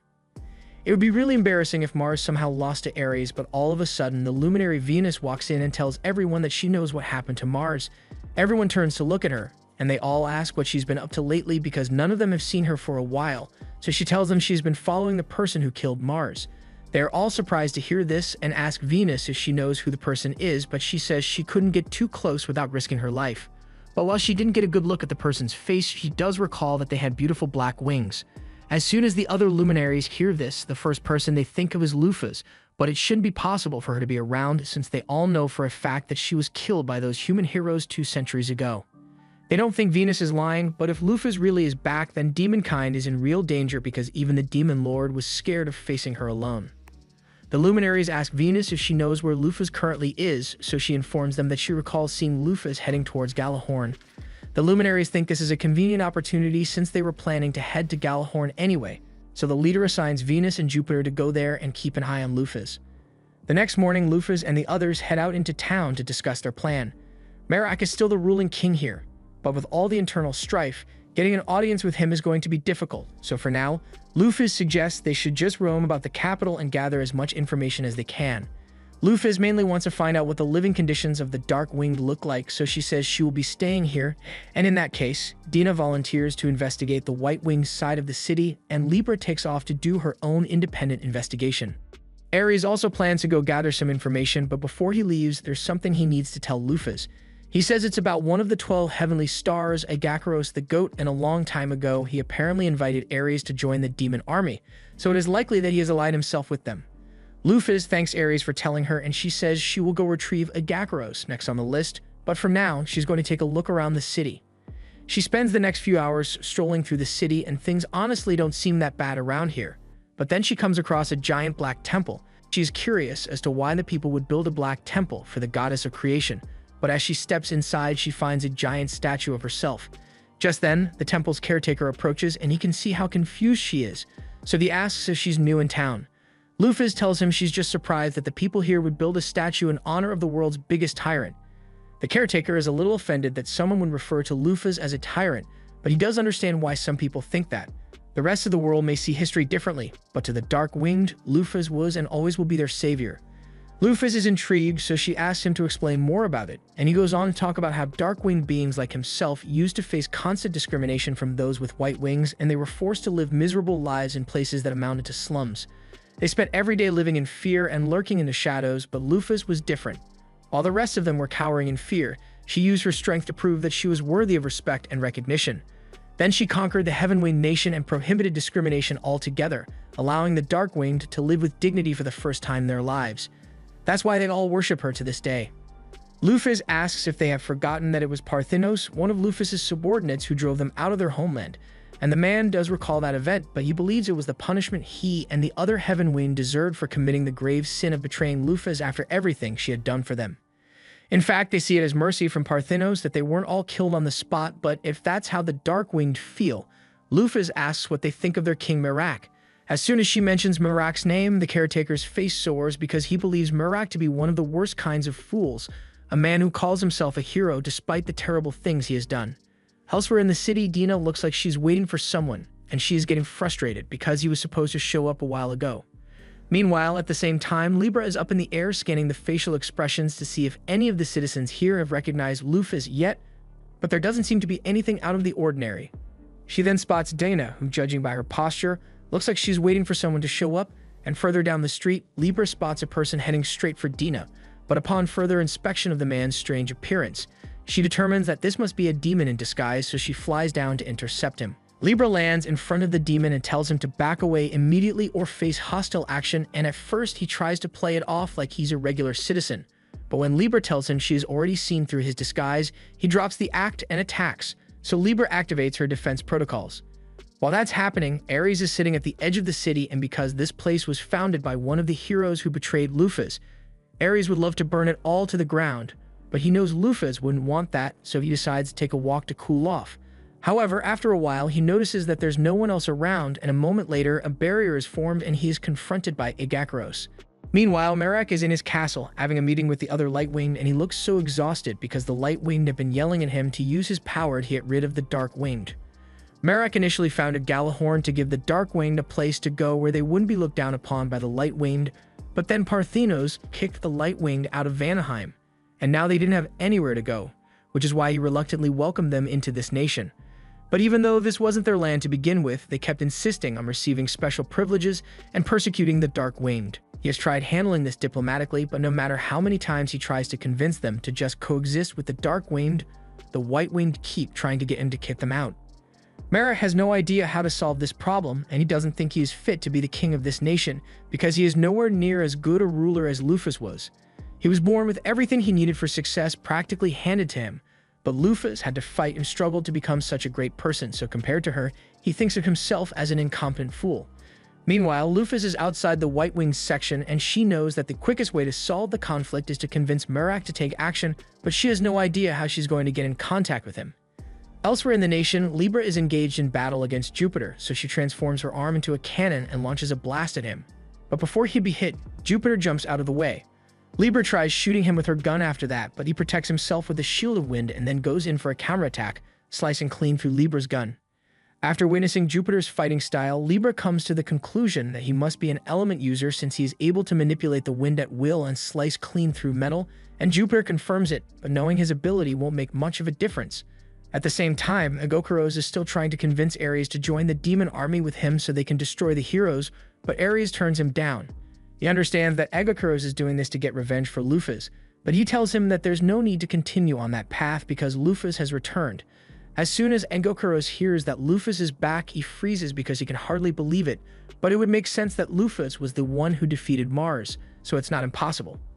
Ares tells Agacaros that it's time for him to come back to Lufus' side and serve her once more, but while Agacaros still remains loyal to Lufus, he says he can't return to her side yet, because if he doesn't eliminate her enemies first, then they will eventually turn on her once more. That's why Agacaros' new goal is to destroy Merak's nation along with the rest of the heroes. And once he's done with that, he's going to destroy the demons as well and offer them up as a sacrifice to Lufus. Ares tries telling him he doesn't need to do all that, but Agokuros is too excited to listen, so he teleports away to begin his plan. After he's gone, Ares thinks about the situation for a second, and honestly, he hates the heroes just as much as Agokuros does, so there's no reason for him to want to stop their destruction. But he knows Luphas wouldn't approve of such action, so he wonders whether he should tell her or not.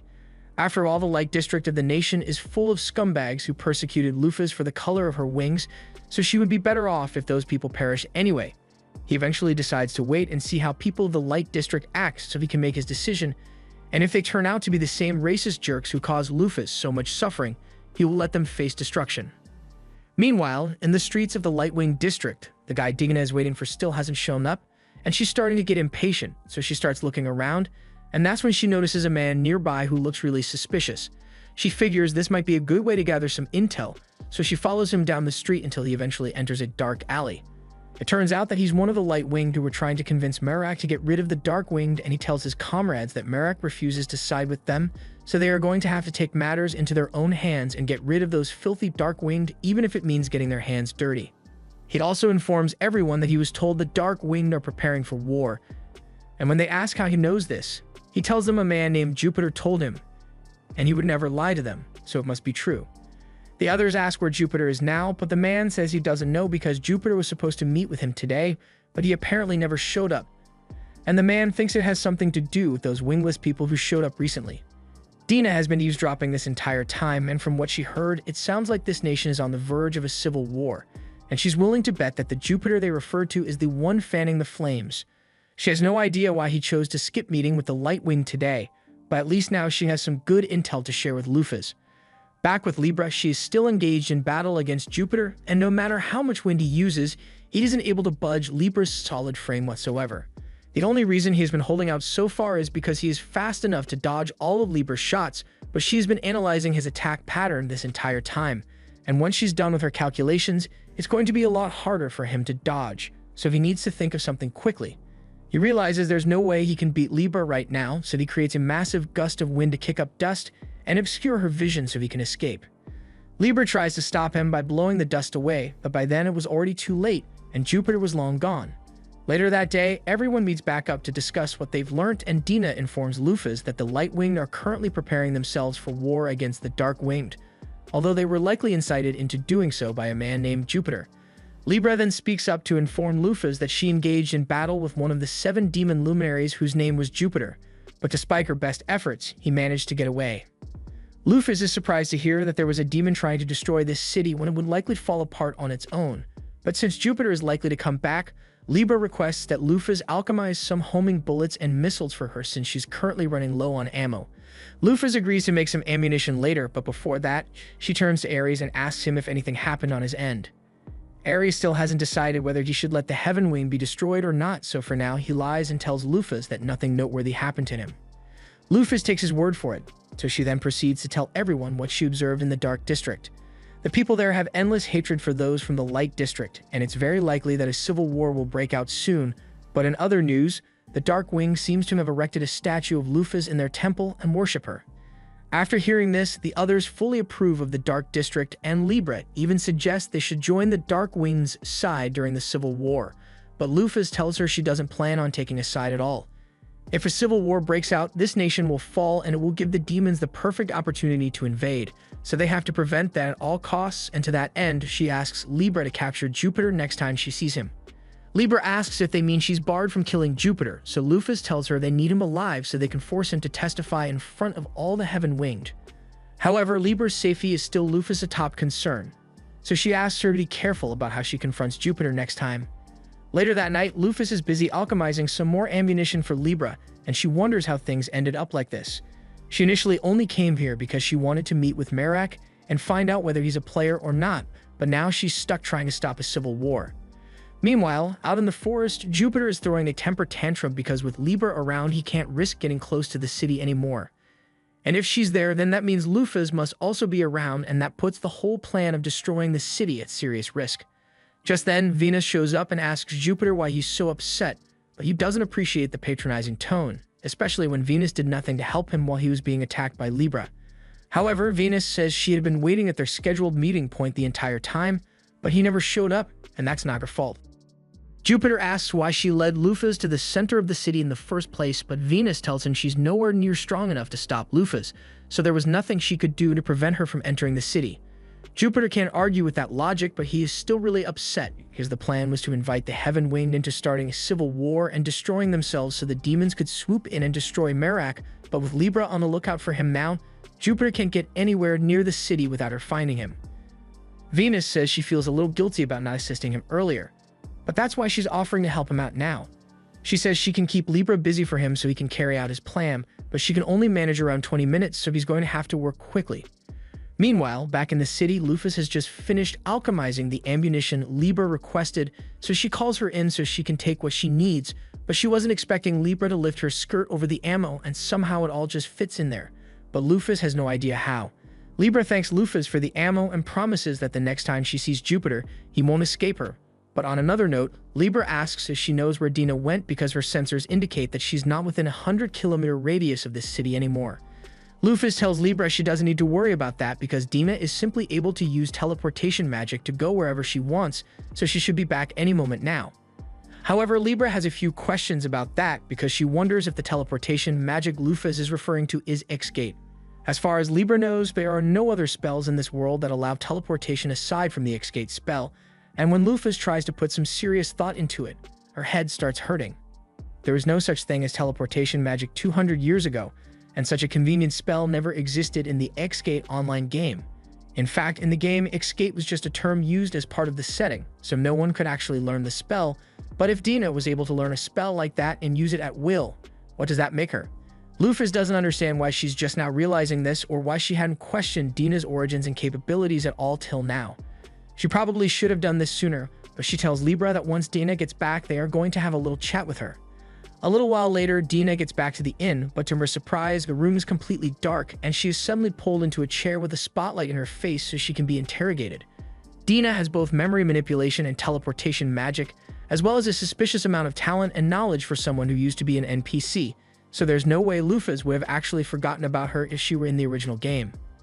First, Lufus asks Dina if her teleportation magic is actually the X-Gate spell, and Dina doesn't deny it, which comes as a shock to Lufus though now that she thinks about it. Dina has never really tried to hide her abilities, and Lufus does recall that the X-Gate spell was used to summon her to this world, so it's not like the spell is impossible to use for normal people. Still, it's odd that Dina is able to use it at will, so Lufus asks about her abilities, but Dina gets offended and starts yelling that she worked hard the last 200 years, so she would stand out more, and Dina seems really serious about it. So Lufus decides to drop the case for now. Dina is relieved that Lufus isn't suspecting her anymore, but now that the investigation is over, on a completely unrelated note, Dina mentions that she should be able to transport Libra anywhere she wants with her X-Gate ability. Lufus is surprised to hear that because earlier, Dina said it was complicated to transport other people, but she explains that since Dina is a golem, she is technically an object, so the restrictions of X-Gate don't apply to her. In fact, she suggests they should test it out right now, and Libra sees no issue with this since Jupiter hasn't made a move on the city, and it would be very unlikely that he would launch an attack in the short time that Libra will be gone. She tells Lufus she will be back in roughly 10 minutes, and both Libra and Dina teleport away, but not even 10 seconds later, Jupiter launches an attack and blows up a portion of the Lightwing district. The entire city is engulfed in a cloud of frenzy that causes all the feelings of hate between the light and dark sides to be amplified several times over, and it looks like an all-out war could break out any minute now. Lufus realizes that this is the result of moon magic, not a skill, and since Jupiter uses wind magic, this couldn't be him. She rushes over to Ares to tell him that it looks like there's someone else who desires the destruction of this city besides the demons, and she asks him if he has any idea what's going on here. Ares asks her what she would do if hypothetically this turned out to be the work of one of the 12 heavenly stars, and they were doing this out of loyalty to her. He is concerned that she might be really angry once she finds out this was Agacaros' doing, but while Lufus does say she has to smack some sense into them, she would also be pleased by the expression of loyalty towards her, even if it was misguided. Hearing that makes Ares realize what he must do to make up for not telling Lufus about this earlier, so he says he is going to handle the situation by himself. However, if Agacaros really is the one behind all this, Lufus knows that Ares stands no chance against him, so he might be getting himself into some serious danger. Meanwhile, at the center of the city, Agacaros is hard at work spreading his negative energy throughout the city so the Heaven Winged will destroy themselves, and it looks like it's working really well because most of the city is already on fire. Jupiter is watching from one of the rooftops, and he thinks it's hilarious how easy it was for them to get both sides to destroy each other. And once the Heaven Winged have crushed themselves, this nation is bound to fall, so there's nothing left for him to do here. He plans to leave before the 10 minutes Venus bought him are up because he doesn't want to risk running into Libra out here, but to his dismay, she shows up right behind him a second later. Jupiter doesn't understand how Libra could be back so soon when Venus promises him she would keep her busy for at least 10 minutes, but as it stands, his chances of escaping are very slim. Libra has already analyzed all his attack and evasion patterns, so she tells him that his chances of victory against her are less than 1%, but if he surrenders himself, she will be sure to spare them. Jupiter refuses to surrender, so he dashes past her trying to escape, but she has already seen him use this maneuver before, so she is able to shoot him in the back before he could flee.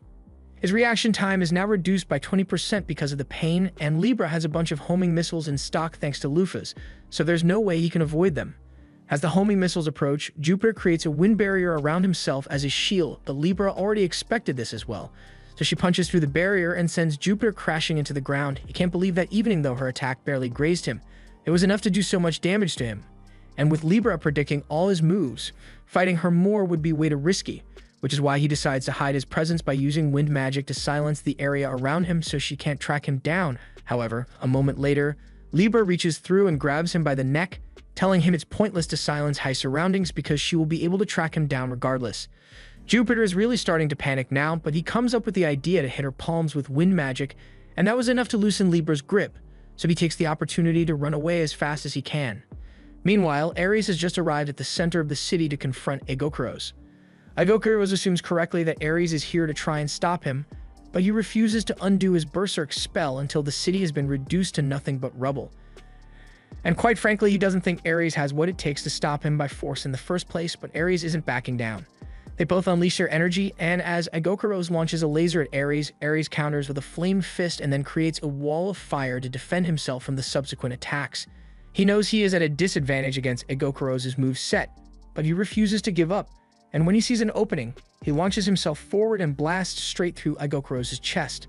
However, it turns out that that was actually a duplicate, and the real Aegokaros has been above this whole time, charging up a spirit bomb, and he sends it straight towards Ares to kill him. But at the last second, Lufas steps in and blocks the blast. She yells at Aegokaros and calls him a fool because he just tried to genuinely kill Ares just now. But Aegokaros is barely paying attention to what she is saying because once he realized that the woman in front of him really is Lufas, tears well up in his eyes because he is unbelievably happy to see her again. Lufas was initially planning to give him a good punch when she got here, but now she doesn't feel like that would be warranted anymore. She can tell he was extremely worried about her, and she can understand why he'd want to exact revenge on the Heaven Winged, but she tells him she has no intention of harming Merak or any of the Heaven Winged, so she asks him if he would be willing to undo his berserk spell. Aegokaros nods in agreement without a second thought, and Lufas is glad to see that he is being so cooperative, so she tells him she is willing to overlook all the trouble he has caused. She tells him that from now on he is to assist her instead of the demons, and Aegokaros is more than happy to comply, so he turns into his human form and swears his loyalty to Lufas once more. He then undoes his berserk spell as Lufas requested and then slips into her shadow. But while Lufas assumes this will put a stop to the civil war, Aegokaros tells her that won't be the case at all. All his spell did was amplify existing emotions, so even without it, the light and dark sides still hate each other and will likely kill each other anyway. Lufas realizes this is worse than she thought it would be, but all of a sudden, Dina shows up, and she says she has a way for them to stop the war before it happens. Lufas is glad to see that Dina is back, but Aegokaros looks confused because he doesn't feel like he knows Dina, but for some reason he recalls her being part of the background 200 years ago.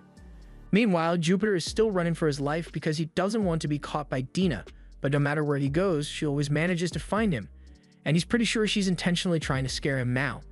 She keeps telling him that his best option is to surrender because at this location, there are no civilians nearby, so she can activate Braxium at will if she wants to. She gives him 10 seconds to make his decision before she attacks, and Jupiter has completely lost all will to fight, so he begs for forgiveness and surrenders. As for the Heaven Winged, both the light and dark sides have gathered out in the town square, and it looks like war is about to break out any minute now. But before that could happen, Merak shows up and starts urging the people to lay down their weapons because fighting like this is exactly what the demons would want.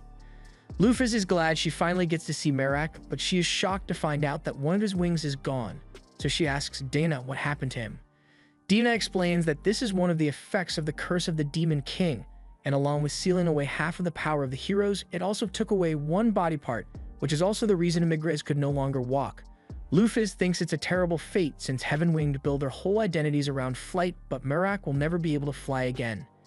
Dina doesn't think Merak's speech is doing much to convince the Heaven Winged, but Lufus says his presence actually means a lot because if he weren't here, the war wouldn't have broken out by now, but with that said, he won't be able to calm both sides down on his own.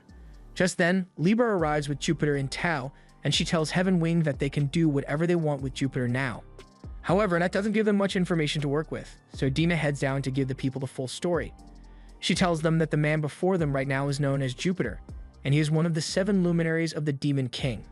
The Light Wing probably recognized his face since he spoke with them personally multiple times, and while Dina is sure they must all want to destroy each other really badly right now, she asks them to stop and think about who stands to gain the most out of the destruction of this nation.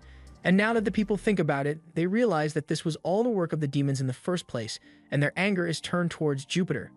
Meanwhile, as Jupiter lies on the ground, he looks up at Dina, and as he sees her smiling at him, he realizes that she looks exactly like Venus, and it all makes sense to him now. It's no wonder she let Libra return earlier than expected because she had planned to take him out from the very beginning. Jupiter refuses to accept such betrayal from someone he thought was a comrade, so he breaks free from his binds and charges at her to get his revenge. But before he could do so, he's impaled through the chest by Dina. He tries to tell Libra to wait because the woman in front of him is actually one of the luminaries, but Libra doesn't want to hear a word he has to say, so she slices his head off with one clean strike. Dina then tells the crowd that it looks like the problem has officially been resolved, and the people are left speechless because while they were angry at Jupiter, they weren't expecting to see him get decapitated in such a brutal manner. Lufus understands why they would be at a loss for words, but speaking of words, she wonders what Jupiter was trying to say about Dina before Libra decapitated him. A little while later, once the crowd disperses, Merak meets with Libra to thank her for her help in capturing Jupiter, and he asks her to accompany him back to the castle so he can properly thank her. But Dina refuses because the only one she will accept orders from is her master, and just then, Merak notices Lufus standing behind him, so he assumes she must be the one that Libra was talking about. He asks her to accompany him to his castle, and Lufus agrees, so they all head to a private room, and once they are alone, Lufus takes off her disguise. Merak is both happy to see Lufus again and crestfallen at the same time, because he regrets what happened in the past, and the fact that he's bringing up the past tells Lufus that he isn't a player like she had hoped. He is someone who has lived in this world since the very beginning, and honestly, he seems like kind of a mess right now. Merak genuinely believes he doesn't have what it takes to be king and that Lufus should have remained their ruler. However, as soon as he says this, a flash of strong emotions comes over Lufus, and even though Safel doesn't have any personal stake in this world, with the narrative he created, he knows Lufus must have had no regrets about her defeat, so hearing Merak call it a mistake would be a slap in the face.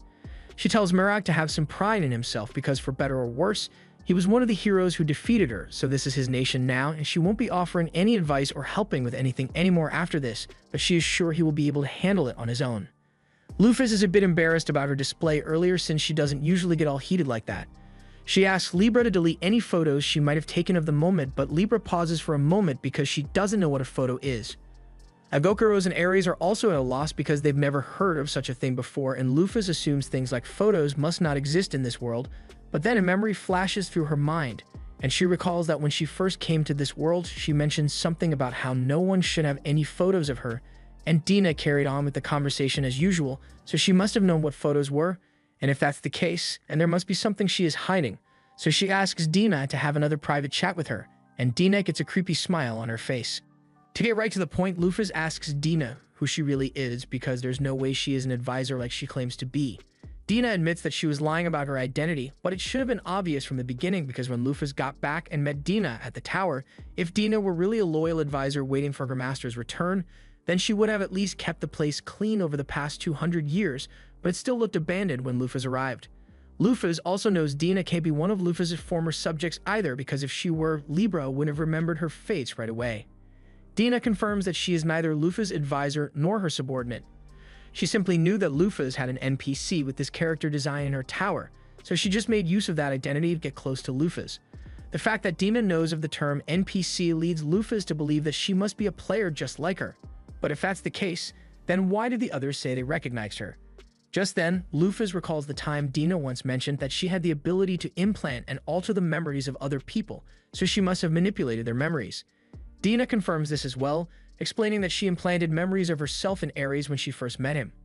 As for Egokuros, he had been cooperating with the demons for a long time, so she was able to implant memories in his head when he went to the demon castle. However, with Libra, there wasn't much Dina could do because memory manipulation doesn't work on golems. After all, Libra doesn't have any memory to manipulate, just records, so Dina was really lucky that some of Libra's records were damaged. If Dina was going to such great lengths to implant memories in others, then Luffy worries that there is a good chance Dina manipulated her memories as well, but Dina says she wasn't able to do that. Luffy's will was apparently too strong for her memory manipulation to work, and even if she had tried to implant false memories, it would take a year of constant concentration to make it work. For obvious reasons, Dina couldn't do that, so the only way she could fool Luffy was to take up the position of NPC advisor in her tower. The best she could manage was to slightly nudge Luffy's thoughts to subconsciously keep her from questioning things too much, but she never expected that Luffy would be a player, so that was a miscalculation on her part. Also, to clarify, Dina informs Luffy that she isn't a normal player in the game, she was actually a beta tester. The company apparently hired her to beta test the new half-elf race which was introduced in an update. And as a perk, she was allowed to view all character data in the game, which is how she knew that Luffy placed an NPC in her tower. That sounds like a complete breach of privacy to Luffy, but that aside, Luffy recalls that Dina mentioned that she manipulated Egokuros' memory while he was at the demon castle, so they must mean she is able to go and come as she pleases. And Dino once again confirms Luffy's theory. Her demon identity is Venus of the Seven Luminaries, and she had planned to continue playing the role of Luffy's advisor a little longer, at least until Luffy and the demons had destroyed each other, but since she has been found out, her only choice is to crush Luffy and turn her into a pawn. Luffy asks if she really thinks she can pull that off when her level is only 300, but Venus laughs and says that's just a fake status screen, and in reality, she's actually level 1000, so she is on par with Luffy in terms of strength. She flies into the air and creates a barrier around Luffy to prevent anyone else from interfering with her battle, and then she fires a laser down at Luffy. Luffy has managed to block the blast and remain completely unscathed, so Venus decides to kick things up a notch and rips off Gilgamesh's noble phantasm. Hundreds of blades are sent flying at Luffy, and at first, Luffy is worried, but the DPS of this attack is actually really low, so she is able to blow away all the blades and then creates a few of her own to return the favor. However, before the swords could get to Venus, she opens a portal and sends them right back to Luffy, so Luffy is forced to fly into the air to avoid getting hit. She tries tackling Venus out of the sky, but Venus opens another portal and teleports herself out of the way. She then casts a water spell that causes vines to grow out of the ground and target Luffy, so to counter, Luffy hits them with a thunderous axe kick. She then starts flying towards Venus again, but Venus tells her it's pointless because she can easily teleport herself away. However, Luffy has already started to catch on to Venus's patterns, so as Venus emerges from a nearby portal, Luffy is already there waiting with her fist raised. Venus reacts quickly and slips the punch, buying her enough time to retaliate with a punch of her own. But even though it's a direct hit, Luffy says attacks like that won't work against her. Venus may be strong, but her class is still a backline mage, so her melee attack stats are no match for Luffy's HP. Luffy, on the other hand, excels at physical attacks, so she open palm strikes Venus, sending her crashing into the ground. Luffy asks Dina to give it up already because there's no way she can win. Technically, it's not impossible for a backline mage to be a frontliner, but it would require several countermeasures to be put in place, and Dina never even attempted to use any such countermeasures, so it could only mean one thing. While Dina was indeed a beta tester, she only ever tested the balance of abilities and never went deep into the actual gameplay. After all, there's no reason for a tester to keep playing after they've gotten their character up to max level, so in other words, Dina doesn't know what it means to be a hardcore sweat in these games, and that means Luffy is leagues ahead of her in skill. That said, Luffy asks her to please stop fighting because there's no reason to go on like this. Dina asks if this means Luffy is willing to forgive her despite all the deception. And while it's true that Dina deceived Luffy, she has also been of great help on their journey, so Luffy doesn't plan to hold a grudge over that, but she'd still like an explanation as to why Dina chose such a roundabout method if her goal was ultimately to destroy the demons.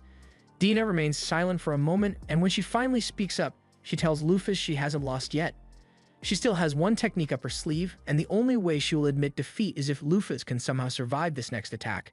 Dina then rips off Pain's move, summoning a giant meteor aimed right at Luffy, and then she teleports herself outside the impact radius to leave Luffy to deal with it alone.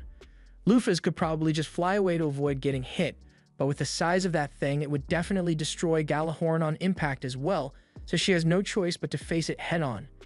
She flies straight up at the meteor, and despite the crazy situation, Lufus feels no fear because she knows she can pull this off. She activates her Iron Kick skill, and to make sure she completely shatters the meteor, she adds a weak point strike and puts all of her power into it, practically disintegrating it in an instant. From the perspective of the Heaven-Winged and Gjallarhorn, it probably looked like nothing more than an extravagant fireworks display, and with the crisis averted, Lufus approaches Dina and asks her if she wishes to keep fighting, but Dina admits defeat because if her strongest spell can't damage Lufus, then there's no way she can win. Lufus asks if she's ready to explain why she did all this, and Dina agrees to talk, so she starts explaining that she was a beta tester who came to this world right after Lufus was sealed. She was occupying the avatar of the character she used to play, and at the time there were still plenty of strong characters around. There were large numbers of people over level 500, but level 1000s were limited, and all information about players who weren't written about in the novels were completely gone. That's what led Dina to realize that this isn't the world of the game after all, it's the world of the game's published novels. Hearing this comes as a shock to Lufus because she never even considered that possibility till now. The game had a novel system which incorporated players' actions into stories for an official history of the world. This is bad because there weren't many people who actually made it into the novel in the first place. After all, the player count overwhelmingly exceeded the number of authors available, and there were also players who didn't want to be in the novels at all. Though, if this world really is based on the events of the novel, then Lufus wonders why a beta tester like Dina is present in the first place. Dina explains that she has already searched all over, and she was unable to find anyone who was in the same situation as her. All the characters of her friends had been residents of this world from the very beginning, so she figured she was the only player who was brought here from the other world. Lufus tells her that there could still be a chance that there were others like her and she just didn't realize it. And Dina admits that it's possible she might have missed something, but by now it's way too late because most of the people from back then are long dead now. It should have been obvious from the start, but if all high-level players from the game had been present in this world, then there's no way the demons would have been able to push humanity this far back. Dina was incredibly frustrated because not only had she been separated from her friends, but she was also left alone in this world that was on the brink of destruction. She wasn't strong enough to defeat the Demon King on her own, so it was the best she could do to infiltrate the demon upper ranks to delay the conquest from within. That's why when Lufus returned, she planned to trick her into confronting the Demon King to get rid of him once and for all. This all sounds very convincing, but for some reason, Lufus gets the feeling that there's something wrong with Dina's explanation, and for some reason, Lufus can't quite put her finger on what's wrong. Dina asks her if she has any other questions she would like answers to, but the only thing Lufus really wants to know is whether Dina is an emergency or not. Dina assures Lufus that she is not her enemy, though it would be easy to interpret all her attempts at deception as hostility, so she won't complain if Lufus still thinks of her as an adversary. However, to Dina's surprise, Lufus actually asks her to return and continue being her advisor. Dina asks if she's sure about this after everything she has done, but Lufus doesn't care about that. After all, she still owes Dina for all the help she has provided on their journey. And having a subordinate with secret plots sounds like it would be fun, so Dina is welcome to come back if she wants to. Dina is still in disbelief, so she asks if Lufus is really a player because that response sounded way too in character. Lufus laughs and admits that her player's memories and character's memories are kind of blending together, so she does act in character a lot, but the main reason she wants to have Dina by her side is because she is just glad to have found someone in the same situation as her. Yes, Dina tried to manipulate her into fighting the Demon King, but Lufus was going to do this anyway, so nothing's really changed. Dina is moved by Lufus' acceptance of her, so she agrees to loyally serve as her advisor until she defeats the Demon King. But moments later, Lufus' subordinates show up and they are concerned about that giant meteor they saw earlier, so they ask Lufus what happened. Lufus can't exactly explain her battle with Dina to them, so she just says she was attacked by a mysterious force. The others don't question it, so Lufus moves on and says they should get ready to leave so they can go get Parthenos. And while they are on the topic, she asks Agokuros if he has any information on the rest of the heavenly stars, and as a matter of fact, he does. He tells her that Scorpius is also working with the demons right now, and Leon is currently waging war against the vampire princess, Benetnash. That sounds like a lot of trouble waiting to happen, but there is actually one more thing Agokuros wants to mention. He heard a rumor among the demons that the kingdom had successfully managed to summon a hero. In the castle of Levitine, we see the royal magicians completing the summoning ritual, and in the center of the circle, a boy appears who looks exactly like your average anime MC.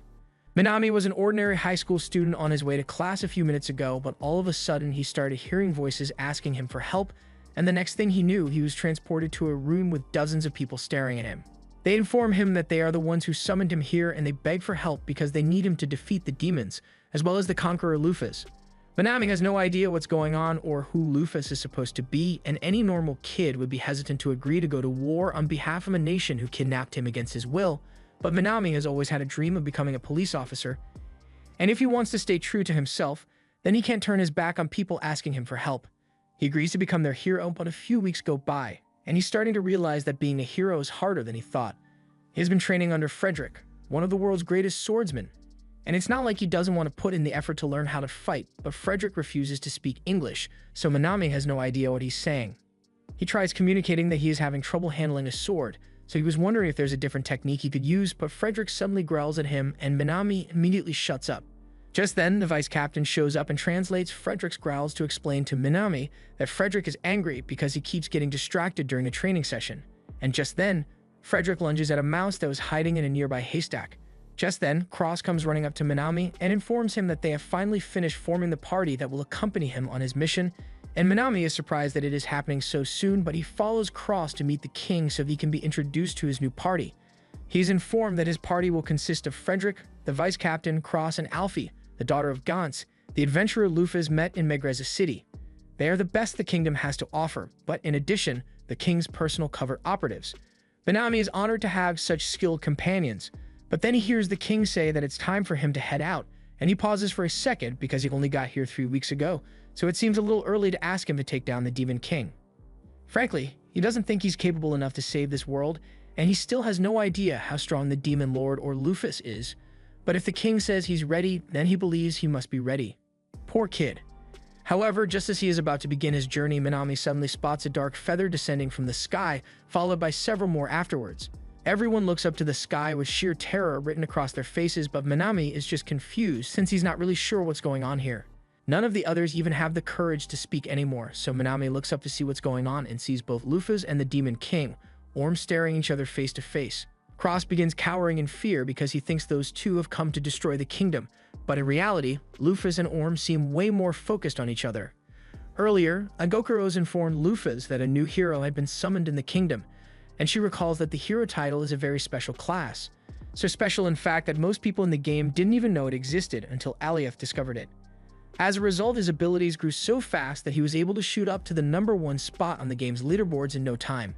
If the kingdom really summoned another hero, then the hero probably has insane potential, but that doesn't mean he is strong enough to handle himself yet, and if Agokuros knows about the summoning, then that means the demons must also know about it, so they will surely try to take out the hero while he's still weak enough to deal with easily. The others agree with Lufus' analysis, but Dina points out that the country still has the barrier created by Alioth protecting it, so even if the 7 luminaries were to attack, they would be defeated. Lufus asks what Dina means by a barrier, so Dina reminds her of the hero skill, Soul Succession. Lufus remembers the effects of that skill, and it was a real pain in the ass to deal with. It creates an area of effect barrier that significantly buffs allies and debuffs enemies within the area, and the most annoying part of the skill is the fact that the effects last until the combat ends. However, it came at cost. The user would immediately die and be warped back to spawn after activating the ability, though the revival mechanic doesn't really exist in this world, so using that ability must mean permanent death. Apparently, Alioth gave up his life to erect the barrier around the kingdom, and Lufus respects his dedication to protecting his people. She asks if the barrier being there means the kingdom is a safe place for the hero, and her subordinates all confirm this since even Ares and Agokuros would struggle to fight within the barrier, and the same would go for any of the luminaries, so as long as the Demon King himself doesn't show up, there shouldn't be anything to worry about. Hearing that reassures Lufus a little, but she is still concerned about the situation in Laviton, so she tells everyone she's going to head over there for a little bit, and she will be back by tomorrow. Lufus eventually arrived at the kingdom, and she stalks outside the barrier to admire how strong it is. There's no way the likes of the 7 luminaries would dare to set foot in here, but there is still someone else who is capable of handling the effects of the barrier, and that's Demon Lord Orm. Back to the present, Lufus and Orm are facing off against one another, and the Demon King says it's a pleasure to finally meet her. As he says this, he refers to her as Alcor and begins releasing his power, and the terrifying pressure sends the hero party crumbling to the ground. Lufus is confused by the name Alcor, so Orm explains that it is the name that he and the rest of the demons refer to her by out of fear and respect. It means the stat that portends death, and she was given the title because all who cross her path end up dead. Lufus is amused and asks the Demon King if he came here to kill the hero because he's scared of him, but Orm laughs and says there are only 2 people whom he fears. One is the omnipotent goddess, and the other is Lufus. That said, the real reason he came today is because he knew Lufus would be here, and he wanted to meet her. He has a confession to make because in the past, he had always avoided confrontation with her because she was the strongest force he had ever seen. But it was only after she had been defeated that he realized that Lufus was the only one acting outside the goddess's scenario, so he never should have let Lufus be defeated. Lufus asks what he means, but Orm tells her that if she wants to know the truth, then she is going to have to prove that she is worthy of it. They both fly up into the air and begin their battle, dealing devastating blows on the scale of natural disasters to one another. The terrain crumbles under the force of their attacks, and Minami is stunned by what he is witnessing, but he is actually taking it a lot better than the others here, because Alfie is having a full-blown panic attack because she can't believe the king expected them to fight those two monsters someday. Lufus and Orm continue trading blows, but Orm manages to catch her leg at one point and spins her around before punching her right in the chest. This knocks the wind out of Lufus, but she is able to counter with a knee to the chin, launching Orm into the air, and then she follows him up until they are above the clouds. She then punches Orm with so much force that the clouds split behind him. But in a crazy turn of events, Orm actually manages to stop her attack with a single hand. He tells her he is impressed since he hasn't felt such strength since his battle of the 7 heroes 200 years ago, and Lufus tries playing it off by telling him he is also a worthy adversary, but internally she's freaking out because Orm just blocked a full power attack like it was nothing, so she stands no chance of beating him. Their short battle has already shaved down 50,000 points of her HP, and she's certain that Orm has way more HP than she does, so continuing to fight would be a mistake. She returns to the ground without another word, and Orm calmly follows her down as well. Meanwhile, on the ground, the hero party is still in shambles after the terrifying battle they just witnessed, and Alfie may need a therapist after this, but Minami still seems to be holding up, so he turns to face Lufus and the Demon King. The Demon King tells Lufus that she has done well so far, but he asks why she hasn't used her full strength yet. Lufus has no idea what he means since she has been going all out, but Orm recalls that 200 years ago, before Lufus was defeated, she had power that was far greater than what she displayed today. Safel is shocked to learn that Lufus was even more terrifying before he possessed her, and seeing the confusion on Lufus's face tells the Demon King all he needs to know. He curses the goddess because she must have laid out countermeasures to make sure Lufus wouldn't be able to oppose her anymore, so it is too early for Orm to fight her because she won't be able to overcome the goddess's scenario like this. Lufus asks what he is talking about, so Orm explains that everything in this world is currently following the goddess's scenario, and that includes the devil folk. If anything, they are just pawns used to make things more exciting for the goddess. For example, the fact that no one has ever stopped to question why demons kill in the first place. Lufus assumed it was because they wanted to expand their territory, but Orm explains that that's only part of the reason. Demons will literally disappear if they do not kill people because that's how they were created by the goddess. And those who disappear have their essence spread throughout the world to create mana. This means that if demons didn't exist, then there would be no magic in the world, but at the same time, because they exist, the world is stuck in a cycle of fruitless killing. This is all exactly how the goddess planned it to be, and she left Orm in charge of managing the demons to make sure they don't get out of hand. Lufus had no idea about any of this, but all of a sudden, Cross speaks up and demands answers because what the Demon King just said insinuates that the goddess of mercy, Alovinus, is toying with the world, and he can't believe that. Orm confirms that it is true, though he doesn't see the point in telling the truth to someone who is still under the goddess's scenario, and tears begin to well up in Cross's eyes because he devoted his entire life to serving the goddess for nothing. Orm goes on to point out that the very fact that the heroes chose to betray Lufus is a sign of the goddess's negative influence. They could have easily waited until she has defeated all the demons to take her out, but instead they chose to kill her before the final battle, which was a stupidly unnatural decision. Lufus agrees with Orm's point, especially since all the remaining heroes seem to regret their actions now, and he explains that the reason the goddess turned them against her is because she was the most likely to reach the truth before anyone else. However, before Orm could say anything more, Dina opens a portal and attacks him while Libra swoops in to drive Lufus away, telling her that the best option right now is to retreat. Meanwhile, back on the cliff, Orm addresses Dina and tells her that it was an audacious attack. He has erected a sound barrier around them, so he tells her she is free to speak her mind, and he asks her if she knew that Lufus was weakened. Dina smiles and tells him she knew about it, so Orm asks if she was the one responsible, but she tells him the only one strong enough to do something like that would be the omnipotent goddess, Alovinus, and it's not like that's her. After Lufus was dragged away, she and the others are all sitting in the RV while Libra explains that retreating was the only logical course of action because from the way the Demon Lord spoke, he was clearly there for her. Lufus asks how Libra could possibly know what Orm was talking about, so she explains that Dina had been monitoring their conversation the entire time. Just then, Dina shows up and changes the subject, telling Lufus that the Demon Lord left the kingdom after she was gone, so the hero is still safe. Lufus is glad to hear that, but she still wishes she could have heard the rest of what Orm had to say because it sounded important. She heads out onto the roof so she can be alone with her thoughts, and she recalls that Orm mentioned that Alovinus was behind all this. There's a lot about this world that Lufus still doesn't know, but she is aware that Alovinus is the goddess of mercy here, and in the online game she represented the developers, so she's likely the reason she was summoned to this world. On top of that mystery, there's also the goddess scenario that Orm mentioned, and the fact that the Lufus from 200 years ago was apparently trying to stop it, but the current Lufus has no idea what any of this is supposed to mean. Meanwhile, over in the kingdom, the king apologizes to him for the trouble, but Alfie dipped immediately after the incident, and all those highly trained operatives, yeah, they're gone too. But not to worry, because the king says he has already found new replacements for this party. First is Gauntz, the strongest adventurer in the world and Alfie's father, and next is a group of adventurers who supposedly conquered Lufa's tomb and beat Libra. Now Minami has no idea how powerful Libra is supposed to be or whether they actually did anything noteworthy, but he can immediately tell that these guys are a bunch of schmucks.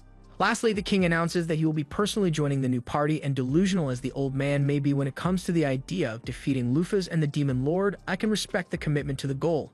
However, the king cannot be allowed to engage in battles on his own, so the guards end up restraining and dragging him out of the throne room after a brief fist fight. Yep, that actually happened.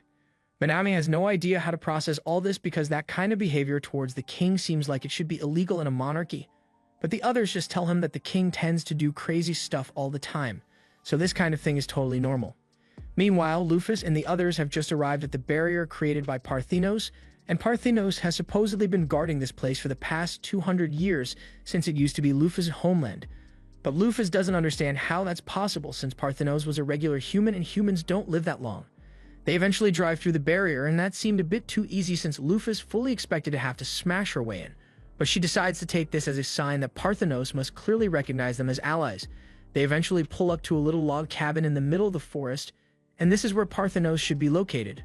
So Lufus walks up to the front door and knocks. They hear someone inside respond, but the voice sounds way too young to be Parthenos, so for a second, Lufus wonders if Parthenos might have discovered a spell to make herself younger. However, as the door opens, they see a little girl who looks nothing like Parthenos. The girl seems to be a heaven-winged, and Agokuros reflexively shows hostility towards her, but Lufus grabs him by the head and tosses him aside because she doesn't want to scare the girl. She then apologizes for the trouble and asks the girl if she knows where Parthenos is because she'd like to meet with her. The girl is surprised that a stranger knows her grandmother, and Lufus is surprised to learn that Parthenos had a granddaughter, though from her stat screen it doesn't look like the girl is related to Parthenos by blood, so she was likely adopted. Just then, the girl mimics Lufus' wings and she recalls the description Parthenos once gave, so she asks Lufus if she happens to be Parthenos' master. Lufus confirms this, and the girl is pleased to hear it because Parthenos was always so sure that Lufus would return one day. She introduces herself as Virgo and offers to lead Lufus and the others to Parthenos, but she ends up taking them to a grave because Parthenos is long dead. Parthenos was so sure that Lufus would return that her obsession kept her alive, but one day last year she choked on a piece of fruit and it was wraps from there. Lufus asks Dina why she wasn't informed of this because when she first arrived in this world, Dina said all the 12 heavenly stars were still alive, but in her defense, she had no idea that Parthenos had died. Plus, the barrier around this place was still up and running, so it would be natural to assume that Parthenos was still alive. Dina makes a good point because if Parthenos really is dead, then it makes no sense that her barrier would still be operational. However, Virgo has an explanation for that and tells Lufus that Parthenos came back as a ghost after her death. Lufus now understands the situation, and if Parthenos really became a ghost, then she thinks it would be a good idea to at least help her pass on peacefully, so she asks Virgo where they can find her. However, that part is going to be a bit of a problem since she doesn't actually know where Parthenos' ghost is. It kind of just shows up every now and then to maintain the barrier, but it's going to be at least a few months before it returns. Lufus isn't particularly in a hurry, so she's willing to wait, but all of a sudden, Agokuros comes up with an idea and immediately unleashes a blast to destroy the barrier. His plan was that since the barrier is now gone, the ghost of Parthenos is going to have to show up to set it back up, but Lufus is furious that he went and did something like that without her permission because there's a chance that Parthenos might mistake them for enemies now. Anyway, there's nothing she can do about it now, so Lufus decides to just sit and wait for Parthenos to eventually show up, but even after sitting there for an entire day, nothing happens. Dina suggests that it might be possible that Parthenos has already passed on, and that's the only logical conclusion that Lufus can see right now, so she agrees and decided that it's time for them to continue their journey. But before they depart, she is asked if she's sure she wants to leave so soon, even though she hasn't visited her mother's grave yet. Lufus thinks about it for a moment, and technically, he isn't the real Lufus, so there would be no reason to visit the grave of a woman he has never met. But it's not like it would hurt, so Lufus agrees to ascend the mountain so she can pay her respects. However, the others really don't like the idea of having to walk all the way up the mountain, so she gives the RV a few upgrades and turns it into a jet so they can all fly up to the main city. They eventually make it into the city, and as they are walking, Lufus begins having flashbacks to her childhood in this world, including visions of how she was bullied and discriminated against by all the other Heaven-Winged, and it is quite unpleasant. During their walk through the city, Libra comments that this place looks quite nice, but Lufus doesn't share that sentiment and explains that this is where kids used to throw stones at her for fun, so she wouldn't exactly describe it as nice. Just then, Dina gets Saffel's attention and tells him he should avoid recalling too many of Lufus' memories because he might end up losing his sense of self, and he promises to keep that in consideration, but all of a sudden, Lufus hears a large explosion behind her. The second Libra and the others hear of this.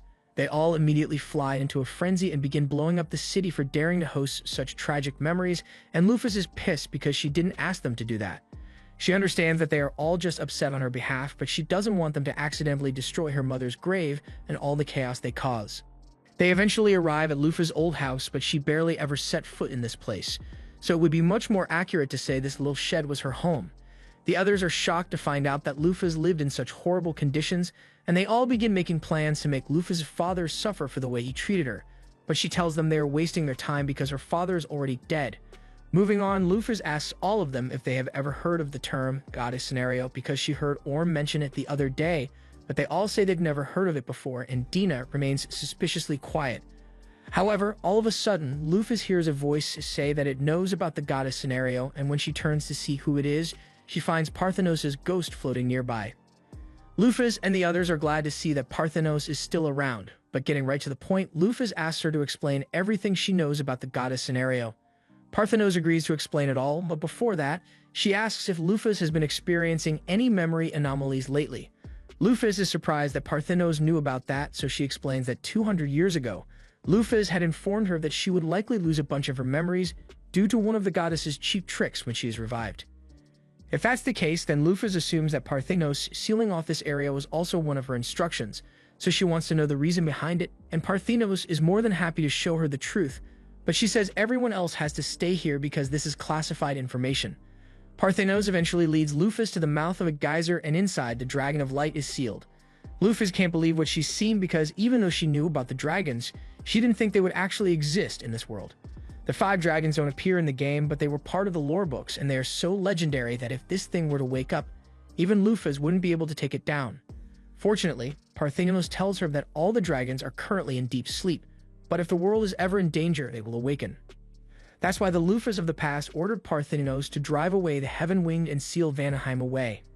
This thing may be called a guardian deity, but if it ever became active, it could easily destroy the world. In the past, Lufus plotted to destroy the goddess scenario, but she knew she couldn't win a battle against both the goddess and the demons, so she had planned to lead all her forces to challenge the goddess after she had defeated Orm. The dragons are said to awaken when the world is faced with a crisis, but that likely depends on what the goddess deems to be a crisis, so the fact that the demons have nearly pushed humanity to extinction, yet the dragons remain dormant means that the goddess must approve of the current situation.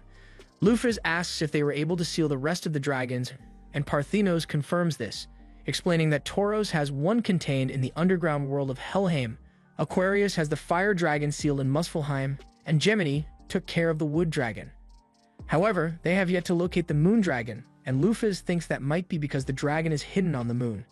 She is grateful for all the useful information that Parthenos has provided her with, but she needs to get going because she still hasn't visited her mother's grave yet.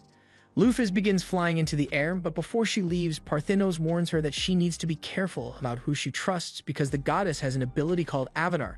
Alovinus isn't allowed to interfere in the world directly, but she's able to create Avanars to carry out her will. And while she doesn't know the exact location of the goddess's Avanar, Parthenos is certain that there is one on the continent. Lufus later heads to her mother's grave to leave some flowers, and while there's still a lot she doesn't understand, she knows one thing for sure. The Lufas of the past was a nuisance to the goddess because she refused to be controlled, so when she was about to be revived, the goddess pulled a cheap trick to seal away her memories, and that cheap trick was Sappho. The goddess brought him here to take over Lufa's body and act as a seal on her memories, so she wouldn't be able to use her full power. But Sappho doesn't understand why he of all people was chosen as a seal when the goddess could have easily used one of her puppets instead. None of this is adding up for him, but at least he knows what he needs to do now.